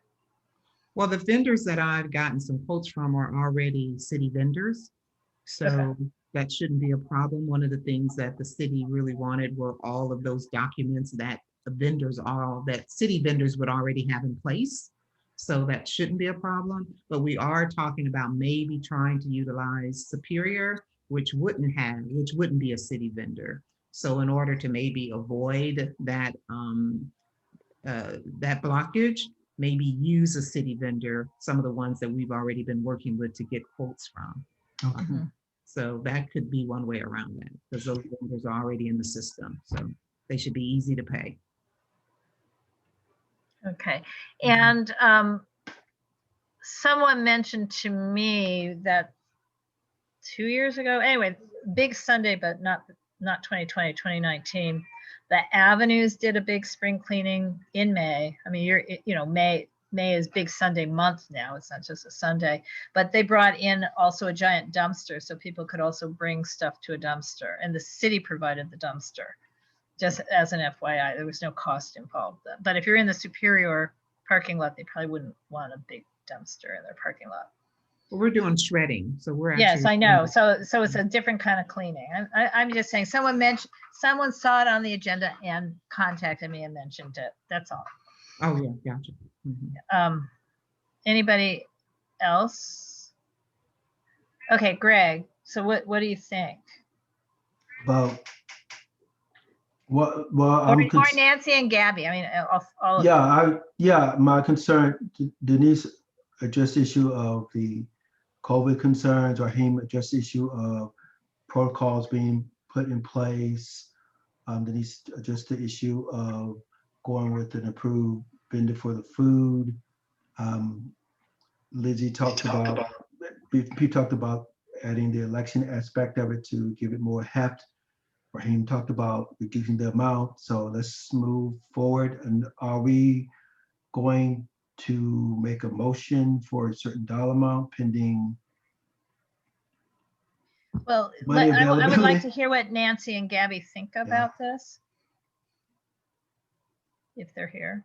I have lots of stuff to shred, even though I'm not, Oh yeah, I do too, Greg. I'm on board with. I'm on board with. It seems like moving the money to election outreach might be easier because we can also contribute some social content for them. So I mean, if that's possible to do tonight, that'd be great. But any way that we can get this funded would be great. And Nancy, if you're still here. Nancy's here. Yes, I'm here. No, I echo what everyone else has said. Gabby, I don't understand what you mean by moving the money to election. Moving what because money? It would be another budget reallocation. Give another. If we want to give this project $1,000, I'm just going to do a round number right this second. then what we would be doing is reallocating $1,000 to the elections outreach budget and then spending it on an election outreach, not an event, but an event. I mean, however you want to say it, that's going to get it through. Quote unquote event. A quote unquote non-event event with social distancing, where we would, but I don't know how you social distance and help people fill out their ballots, but help people fill out not their ballots, their applications for ballots in partnership with Arlington Heights, and specifically because Arlington Heights, our region 1, is a contested election. So we do need voters. So we have justification. Unlike, say, Western Heights, which has 1 person.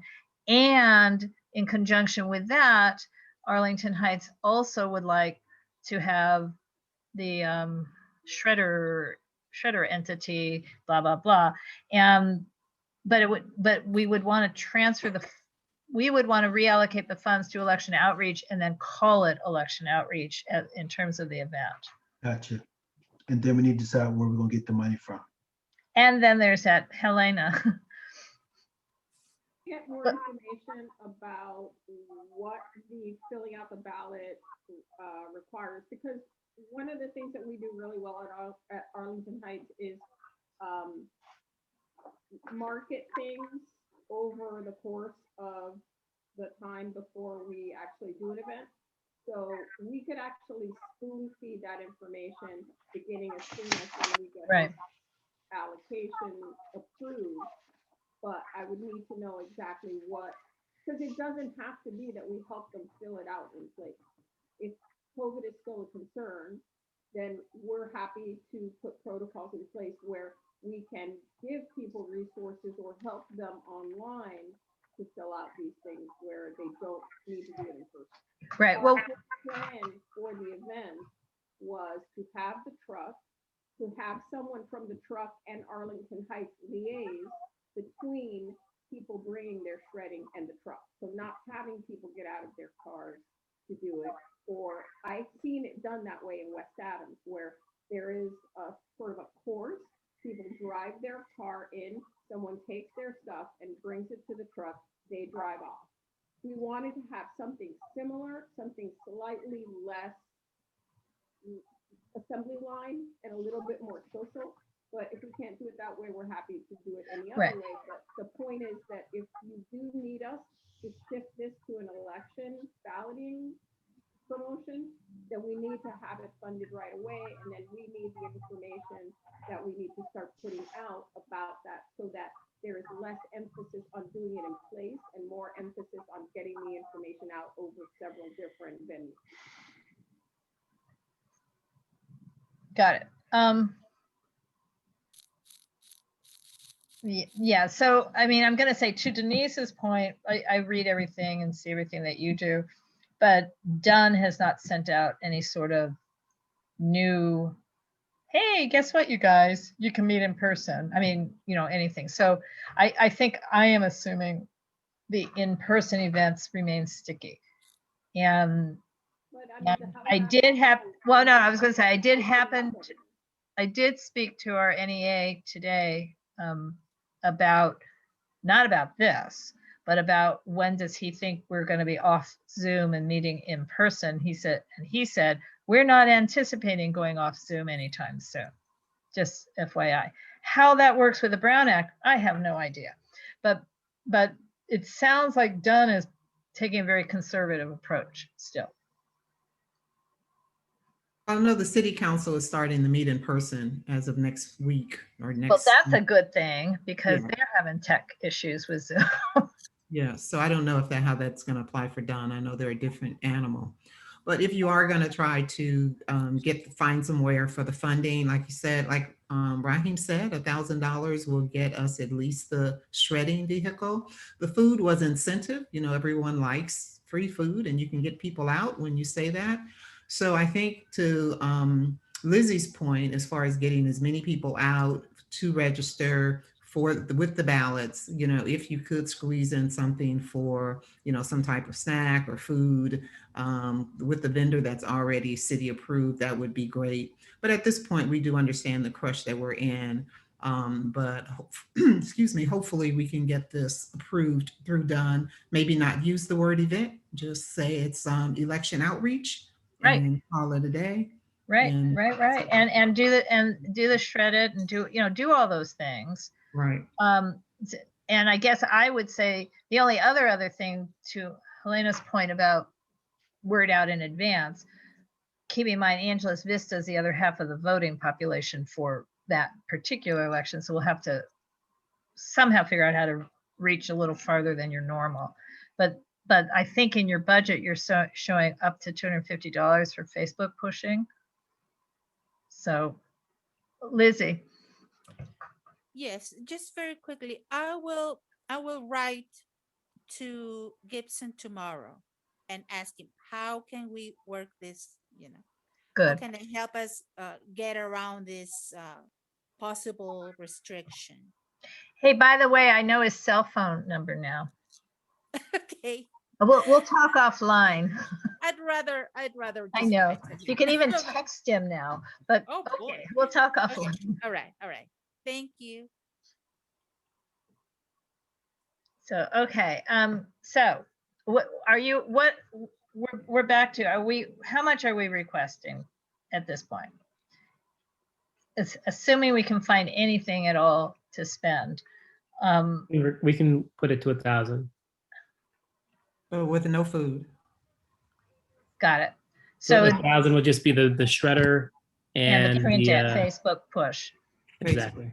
Mm-hmm. Okay. And Greg, do you think we might be able to find that money by, well, Rosie's, I mean, I know it's sort of like, eek. I mean, you know what? At every, you're muted, Greg. That's not the issue is. We don't have any money. Well, I mean, okay, so let's use the purple section. Am I going to take 1,000 from the contractors budget, because we don't think they're going to bill us up to $6,000? Am I going to do that? Am I going to take the $1,000 from? Okay, my recommendation is that we move anything, we move it from the things that we don't have all the paperwork to move forward on. And that would be the firehouse and the vendors, but I'm not recommending doing that because I believe they're going to get that in. Okay. Well, again, we don't have to vote on it tonight on your reallocation. That vote goes at governing board, right. But we would need to know. I mean, let's give all the parties who need to provide that paperwork to you. Let's give them until, well, yeah, technically, let's give them till the Friday, April 30th, because technically that's also the day everything's due for the agenda. Okay, I'm ready to make a motion with that. So they have April 30th as. Okay. I'll make a motion that we tentatively approve $1,000 for this election outreach event that will be held in Arlington Heights area. That cover enough the bases? Mm-hmm. Yes, Raheem and Denise? Gabby seconds. Okay. Well, can we amend it held in Arlington Heights and with Arlington Heights Neighborhood Association? Yeah, sure.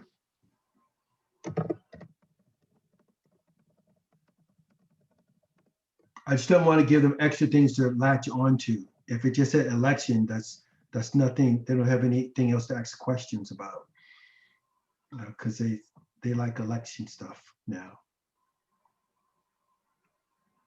And if you said, oh, not even use the word event, election outreach effort. Yes. Okay.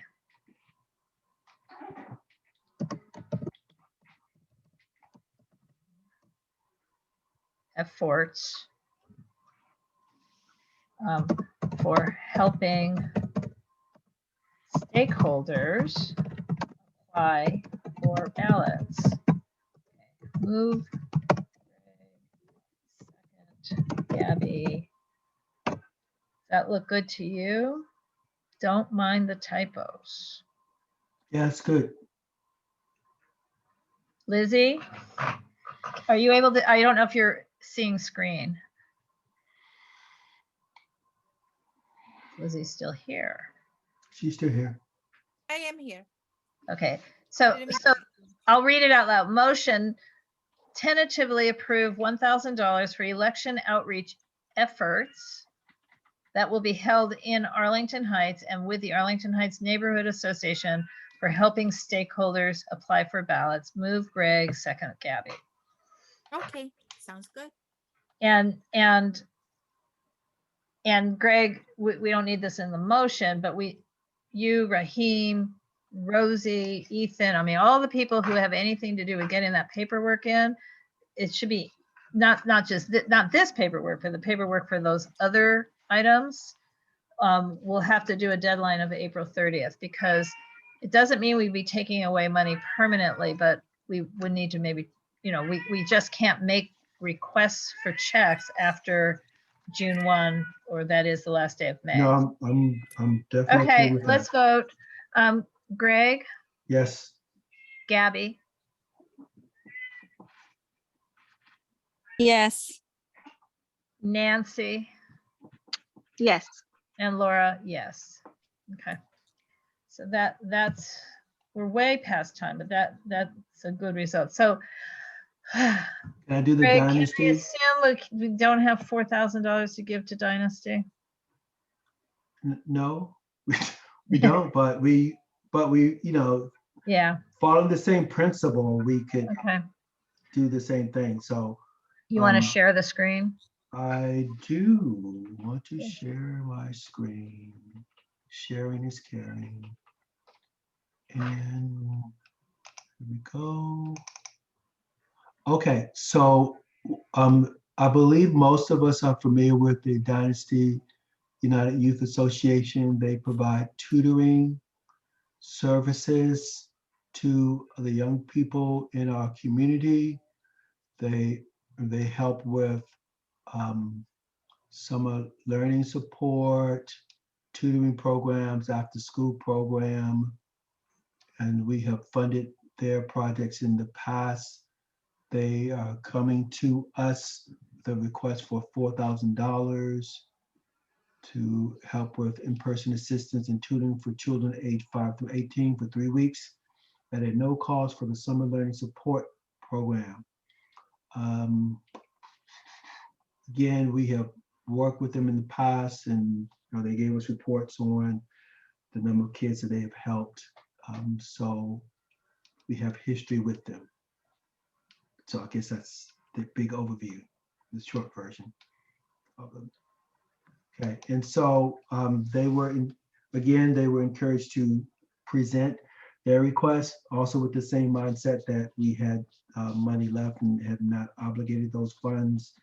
And so that request stands before us. So yes, Nancy. Sure. Sorry. The $4,000, how much of that is, do they need 100% of that $4,000 to run the program, or is that just a portion of the amount that they need to run the program?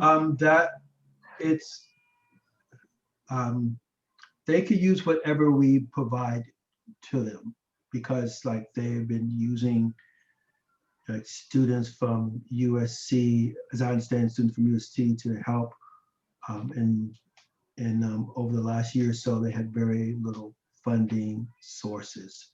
So if we gave them $10, it would help. So it's just what would help with their program. So so for the sake of being conservative and being cautious with our budget, I'm going to propose that if we're ready to make a motion with it, I'll make a motion that if we have funds available, approve $1,000 to their organization, because I just don't see where we're gonna get $4,000. Right. We funded them a couple of years back to the tune of $2,500. Okay. And may have, I feel like they've come to us twice, but Yeah. I do remember them coming back a couple. And I don't know if the 2,500 was the second one or the first one. Right. So, but your motion is fund Dynasty Youth for $1,000. Is that right? Yes. Moved by Greg. Is there a second? I'll second that. Nancy. Okay. And then Greg, just a question, would you be presenting it at the governing board as No, well? Like, I'm sorry. No, she needs to present it. they will. Someone Yes, from. they will. Okay. Yes. And I think it's my fault that she's not here because she submitted the stuff and I didn't say, I told her that we were presenting it, but I didn't say, make sure you're here for it. So I know we got to stress that. Because my mindset is that if you're not here to present, then we will skip your request. But that's well, kind of that's a luxury when you're not at the very last time one could approve it. But Right. we're at the very last time. So yeah, but it's not. I don't think it's. I don't mean your luxury. I mean, we need to that's fine. move it forward. Yeah, I didn't stress the time and Yeah. send the Zoom link. Okay, so that's that one. Okay. Is there any further questions, comment? No. All right. So the motion is to fund the Dynasty Youth Organization per the description they provided, but for $1,000. Motion by Greg, Nancy seconded. Voting Greg. Pending that we have funds available. I guess we need to put a caveat. Wait. Pending we have funds available. funds available. Thank you. Yes. And that's for the other one also. Yeah. I know. Sorry. So yes. Okay. Nancy. Yes. Gabby. Yeah, sorry. And Laura's a yes. Okay. Lord. Okay, I know I said we wouldn't do this again, but here we are. On the standing rules, I had put a discussion document up into, which is the next agenda item E.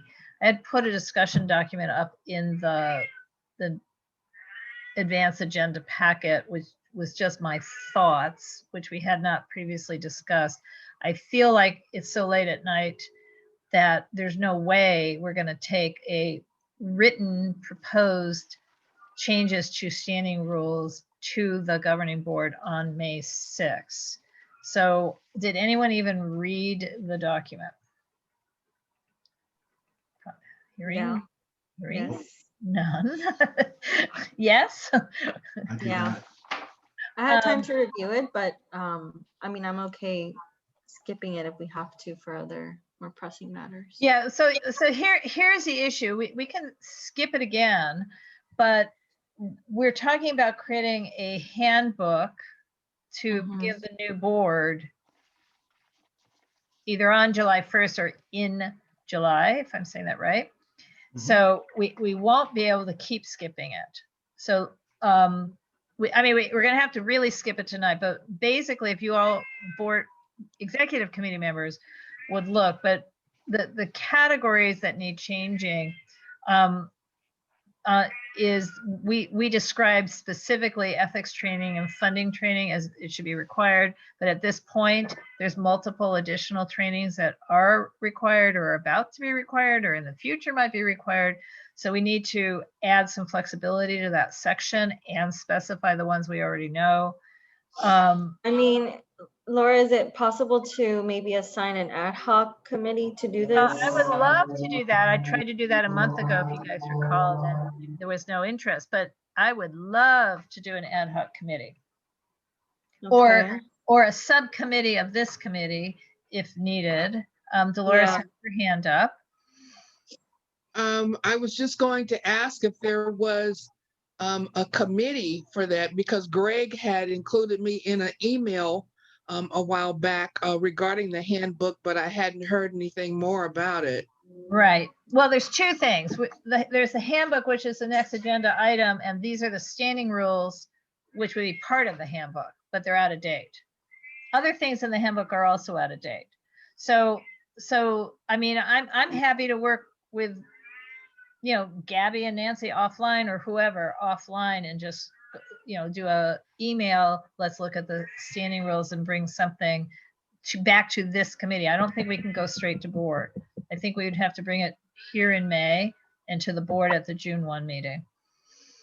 If that sounds like a plan. And who would like to help on the standing rules alone, if anyone? Or are we back to where I started a month ago and nobody wants to do it? Well, okay. I'll do it. No, it's not a matter. I don't think it's a matter of no one wants to do it. I think that maybe we could send it out as a shared document and say, everybody give your thoughts on it. Just yeah, I think I can do that now because it's up in the agenda packet and it was on this agenda, and then we table it till May. But I think it allows me to send it out technically. Yeah. Okay, let's do that. Okay. Yeah, that would. And Laura, cool. I mean, if I may, I'm, you know, I think that it should be 2 people. If we're going to assign it to a committee, it should be, or ad hoc or sub or whatever, should be 2 people. And I would also like to see, you know, not the president being involved at this point, but also just having 2 people that are familiar with the protocols, but, you know, can bring to you a document that then you will go ahead and review for accuracy and, you know, adherence to all these things that are in your brain, because, you know, I know you have a lot in your brain. Right. But well, I was thinking that, and this is not in any way to say I don't want you involved, but of course not.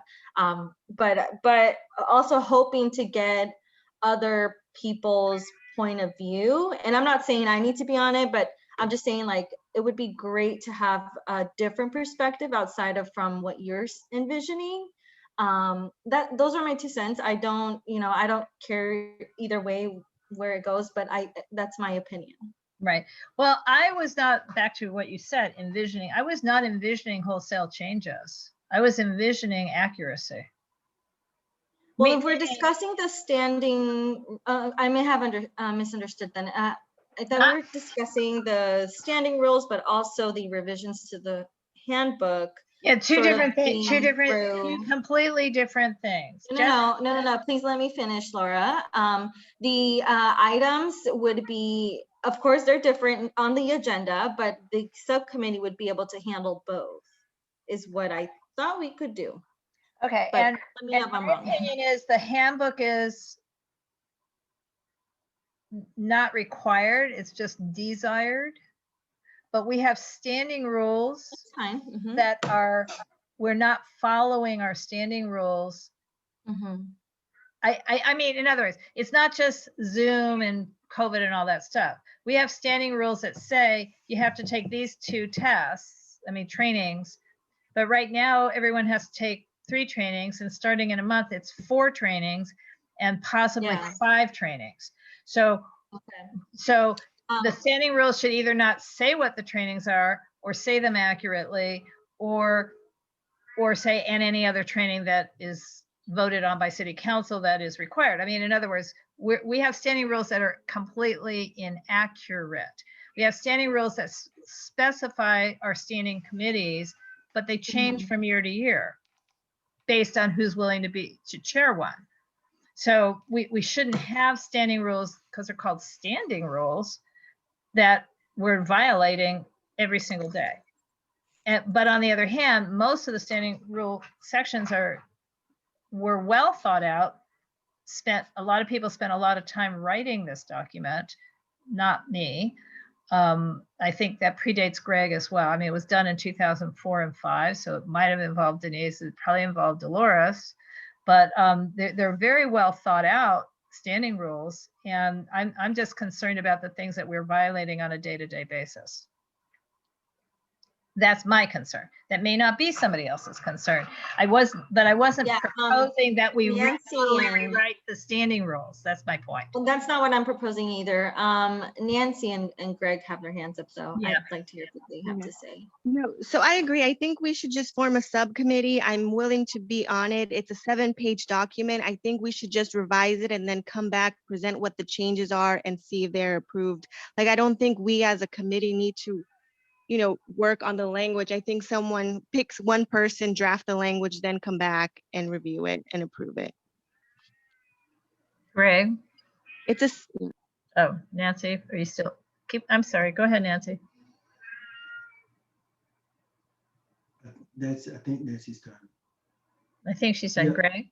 Yeah. So as far as recruiting people to do it, we could just scan the list of who is not on a committee and say, hey, would you mind working on this?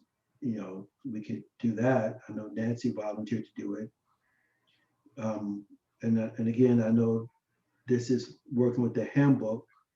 So this would be part of the handbook. So yes, I have to look at this also. So yeah, so I guess I'm by default on that subcommittee for the standing rules. So Nancy, let's talk when we're going to start reviewing, or put it in a shared Google Doc and start editing it from there.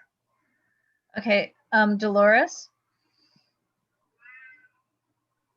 Yeah, I get where Gabby and Nancy are coming from, but Laura, I think that since you tend to be the walk on the board. So sad, just so sad, but true. So I think maybe you should submit your concerns to the ad hoc committee, and they can incorporate that into whatever changes there or updating that they're going to do. Okay. Yeah, so who is that? Nancy and Yes. Greg? No, I agree with that, Dolores. So I'm looking at the standing rules, the way that you revised it. Well, these are Laura? discussion revisions, not actual revisions. Exactly. And so I think what you should do, Laura, is I think you should mark up that document with all of the discussions or changes that are in your mind that you're aware of that need to be made. Okay. And I'm more than happy to draft them. I mean, I'm an attorney, you know, by practice. I don't think it's gonna take, like, it's just not gonna take that long to revise. Yeah, because Dolores, you don't know that Nancy. idea. She's the other wonk, by the way. Nancy, this is Dolores. She was the vice president. Dolores, this is Nancy. She helped me redo the agenda language so we can comply with all the city attorney's concerns about our committee structure. So Nancy. And she's the new vice president. And that too. And the vice president. But more importantly, she knows what she's doing with words. And Nancy, I put the handbook together years ago. Right. Well, there you go. I actually like that idea, Nancy. Yeah. Laura, you sharing and Nancy going in there and yeah. You know, because it'll bring a little bit of like your knowledge and a little bit of like, you know, Nancy's perspective too. So I'm on board for that too. All right. I don't think we need a vote other than we know that it's coming back to executive next month, and that we do need to kind of finalize something and make a recommendation to the board so that for June, if we want to create a handbook in time for July. There's a big if there, but let's move on to that topic. Is that okay? I mean, in other words, I just don't want us to do a new handbook without the one and the other go together. Greg, handbook. Same thing, just having people to review it, and I guess I'll do the same thing. You already shared some of your thoughts about the handbook concerns, and Jeff shared some things, and I'm sure Dolores has some thoughts also. Right. And did you ever find my email that listed the stuff? Yes. Okay. Yes. So, but I would rather, I want to try having a shared Google Doc for everyone to be able to look at, and then do the edits on it that way, so we can see what people are thinking. Well, Greg, each of those pieces are standalone pieces. I mean, Dolores could probably explain, but for example, one of the things that needs to be in there is, the Brown Act, the text, but the state legislature just changed the Brown Act. So whatever we already have is wrong. I mean, it's not like we get to edit it. We have to find the new documents. What they've changed, and it's very important, it relates very much to us, is how elected people like us are allowed to use Facebook, Instagram, Twitter, etc. And it's very specific change that we have to follow. We don't have a choice. It should be in our handbook, but it's not an edit so much as get that document, right? So okay. Yeah, still there's other things that need editing, I suspect. Yeah, well, to me, when I say edit, revisions, copy, paste, plagiarize, quoting, etc., yeah, make sure it's all up to date. Right. I mean, I think it included Planning 101 that John Arnold and I did years ago, but even that needs changing, and John and I will need to do that, obviously. Yeah. Nancy?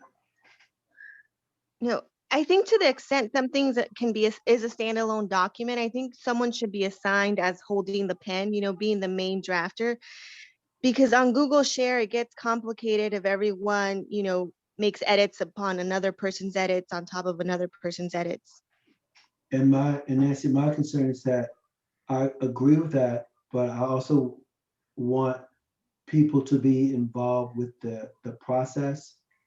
And even if I don't think many people will actually participate, but if we invite them to collaborate and say, here it is, and just invite them to say, well, can you look at this one section?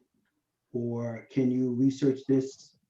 Again, using the Brown Act, can you research the information on the Brown Act?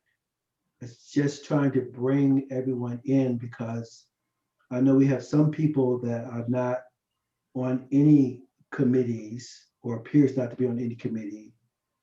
And then you have some people that are doing like 5 committees. So I want to try to use this to try to get more people involved in things. And if they give, even if some people won't even edit it, they'll just send one of us what they think. So can you add this to it? Because some people don't want to edit a Google Doc. That would be me, because I'm not technically inclined and don't do Google Doc. I can send you what I like and what I don't like, and I can do research. Yes. See, so yeah, so I have ulterior motives of, your way is definitely more efficient, but I want to get people involved so they all can say, yeah, we looked at it, we had an opportunity to look at it, and so we can say. Greg, but somebody needs to be, and I thought it was you. It is me. Gonna kind of decide categorically what should be in it, and then each of those pieces need updating. But Dolores, since you were there, how did you guys, and I think was it you and Jeff together, how did you decide what to go into a handbook?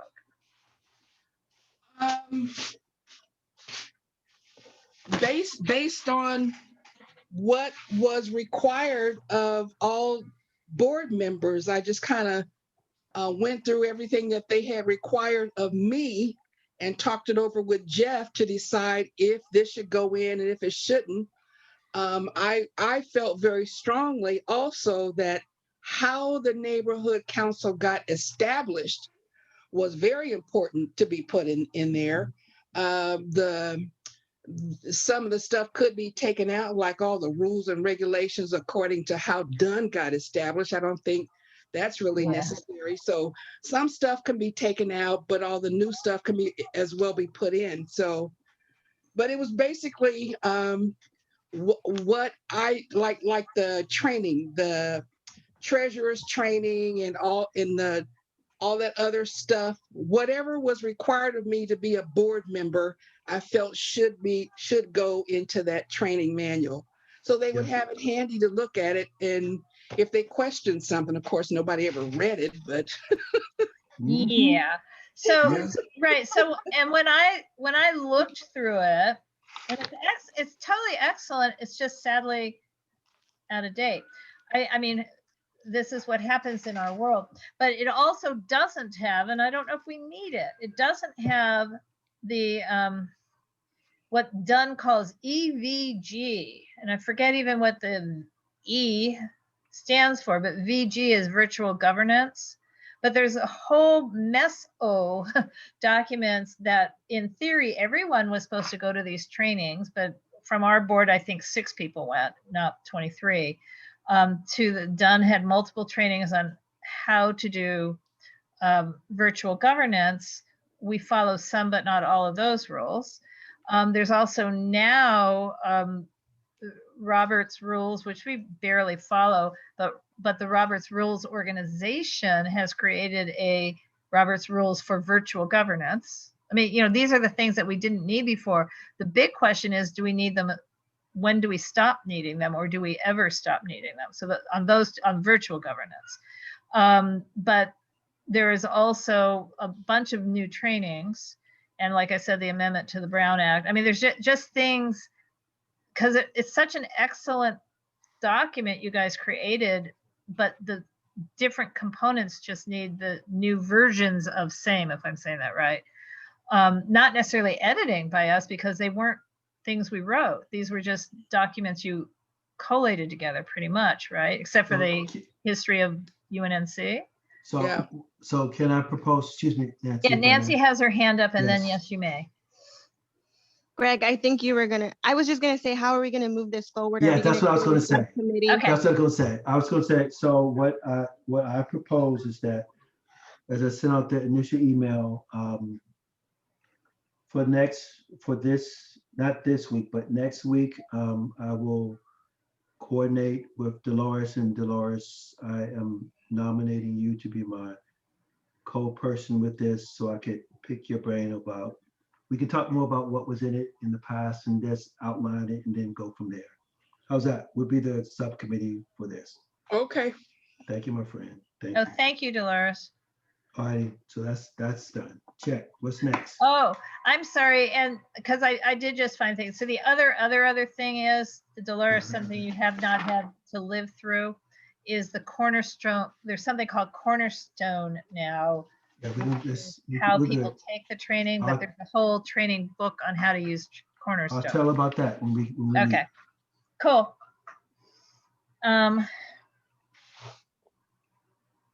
Yeah. Yes. Board member trainings and attendance review. We're beginning to have attendance issues again with a couple of people. I hate calling them out, so I'm not gonna. And how's the board member training stuff going, Greg? Sure, let me pull that up. Oh, because you're happy to call people out, but okay. No, I'm not. I know. Here's the data. Yeah, I know.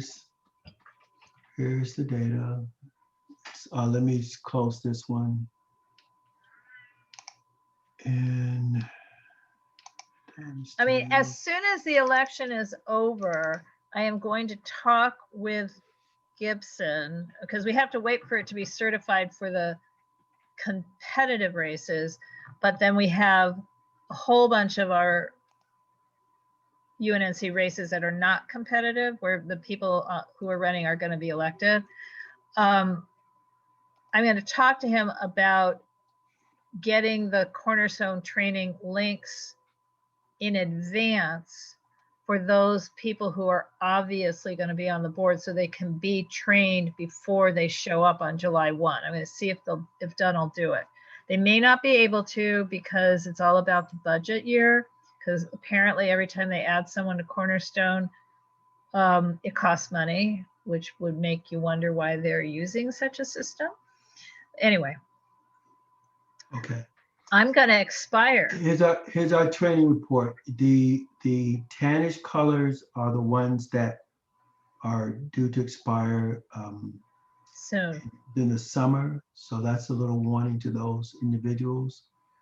And the ones in yellow are the ones that have expired. And that's the reports for some individuals, like Tori's not running next year, so that's doesn't matter. So, so yeah, so that's the data that we have here. Okay, so. What does the blank yellow mean? Blank yellow means that they have not completed the training. Or in Gabby's case, she did it. In Chris's case, they did it in a different system, and so they didn't put the date in the database, but they have the forms in hand. Right, Gabby? Right? Yes, that's what they agreed to do. Yes, that's correct. So, but I highlighted because I just highlight everything that's blank. So, So Greg, by the way, I just looked at our standing rules that we're going to revise, but our standing rules also say that if you haven't done ethics, you cannot vote if it's 4 months, just so you know. If you haven't done ethics, you can't vote. By the way, you that can't vote Dunn on doesn't anything? care, but we do. Without doing these trainings, that was mandatory. Yeah, the way the rules as the city has it is that you have to do the code of conduct. And if you don't do that, then you get like a 30-day time to complete it. And if you don't do that after another 30 days, then you're suspended or kicked off. So, and then if you don't do the ethics and the funding, you can't vote on any funding items. I think they're doing a disservice to the stakeholders they represent when they don't keep up with the trainings. Well, that's just my opinion. Well, I think we all agree with that. But Dunn has also made that code of conduct so much more difficult. Remember, what we used to do is just take the 3 pieces of paper, read 2 pages, sign the 3rd, and hand the signed form to our NEA at an in-person meeting. Remember? Right. And that was that. And we did it on the first, July, the first meeting after each election, which would now be July 1st-ish. And they swore us all in and gave us the papers, and we turned them back, and we were done. No longer. It has to be done through Cornerstone. Yeah, so that's the report. Yeah. And then also we send notes out to people that here, this is your training report. Let me know if you need any assistance, blah, blah, blah, blah, blah, here to help. I'm from the government, I'm here to help, blah, blah, blah. Okay, so. Okay. All right, so. That's the training report. Attendance, you want to talk about attendance? Right, so the next one, we just can't do this tonight. Discuss the role of the parliamentarian, which, by the way, the standing rules require that we have one, which we don't, and or other methods to improve meeting efficiency. Well, that would be not spending an hour on something that could have been 10 minutes, and vice versa. I don't think any of us are good at that, but apropos to item H, we don't really have time to do this tonight, unless you guys want to stay much longer. No, I'm tired. We got up at 2 o'clock. Okay. 3 o'clock. All right. So upcoming UNNC governing board meeting agenda items, assuming we're just moving on. Another busy meeting. There are scheduled 4 or 5 community impact statements. Where are you on the agenda? Where are you? I'm doing an overview of the governing board agenda. Upcoming UNNC governing board meeting agenda items. I'm just stating them. Not for tonight. Not tonight. No. Gotcha. Not tonight. My preview of what I know for the governing board. That's what I'm going over. I know that the CIS committee has 4 items on its agenda for Thursday night. And I know that planning and zoning has 1 case and 1 resolution or CIS maybe related. That's a land use related community impact statement. And again, Janie has decided that what she wants, if a committee has a CIS, just handle it in the committee and goes straight to board. We might have another discussion at a board retreat in July about whether or not that's the right process. But we definitely have a case to vote on. we have in that little advanced time, the presenter, meaning the 6:30 to 7 while we're still gathering, will be the head of the Neighborhood Council Sustainability Alliance. And she's going to talk about sustainability stuff, including free electric cars. I don't really know, but that's the Yik Yak presentation before we convene the meeting officially at 7 o'clock. There may be a 5 to 8 minute also presentation, but a real one within our stuff from Metro on the Crenshaw North expansion of the light rail line and the scoping meetings that may or may not be at governing board, but it would be within the agenda, not in advance. And that's what I know at the moment. Nancy? Yes, for the TISs, do we schedule them based on when they're coming up in committee and city council? Like, is there a process as to like, these are really important because they're going to get voted on at city council in a committee, or, you know, the entire city council versus these can wait a bit longer? You know, it's just we're having a lot of CISs, which I think is great. It's just, it also extends just the length of time. Yeah, we're trying to have those discussions. So for example, the one that may or may not, depending on what happens tomorrow night, come out of planning and zoning. If it comes out, it's timely because they're the city council is getting its report back around May 10th on this item, and then we'll do a final vote. For example, to your point, I haven't seen the others, the things that are on the agenda. I won't myself see until Thursday night because, you know, it's not my committee. I just turn on the meeting. So I don't know what their timeliness is. The issue has become that most of the items that are the CIS items that are being brought forward are really moving fast in city council. The ones that seem to interest Janie and Dorit, you know, even myself, that are bringing forward. And even when we vote as quickly as we do, we're still sometimes missing, you know, we're still 2 days behind, and the council's taken an action.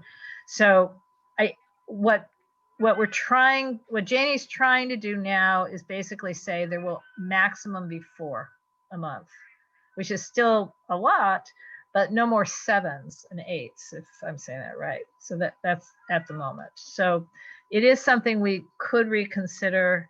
I don't feel like I personally am in a place where I can tell any individual board member that they don't have the right to bring something like that forward.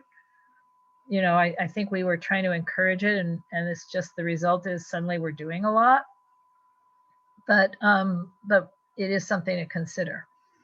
I just don't know how to do it, right? Because we're trying to say to empower our board members to embrace getting involved with this stuff. Good night, everybody. Night, Dolores. Good night, Dolores. So what I know is, and on Janie's agenda, there are 4 proposed draft community impact statements. I don't know what they're on. I mean, I could read the agenda, but I didn't really read it carefully. I haven't read them. I don't have a copy. I don't know what their timing is.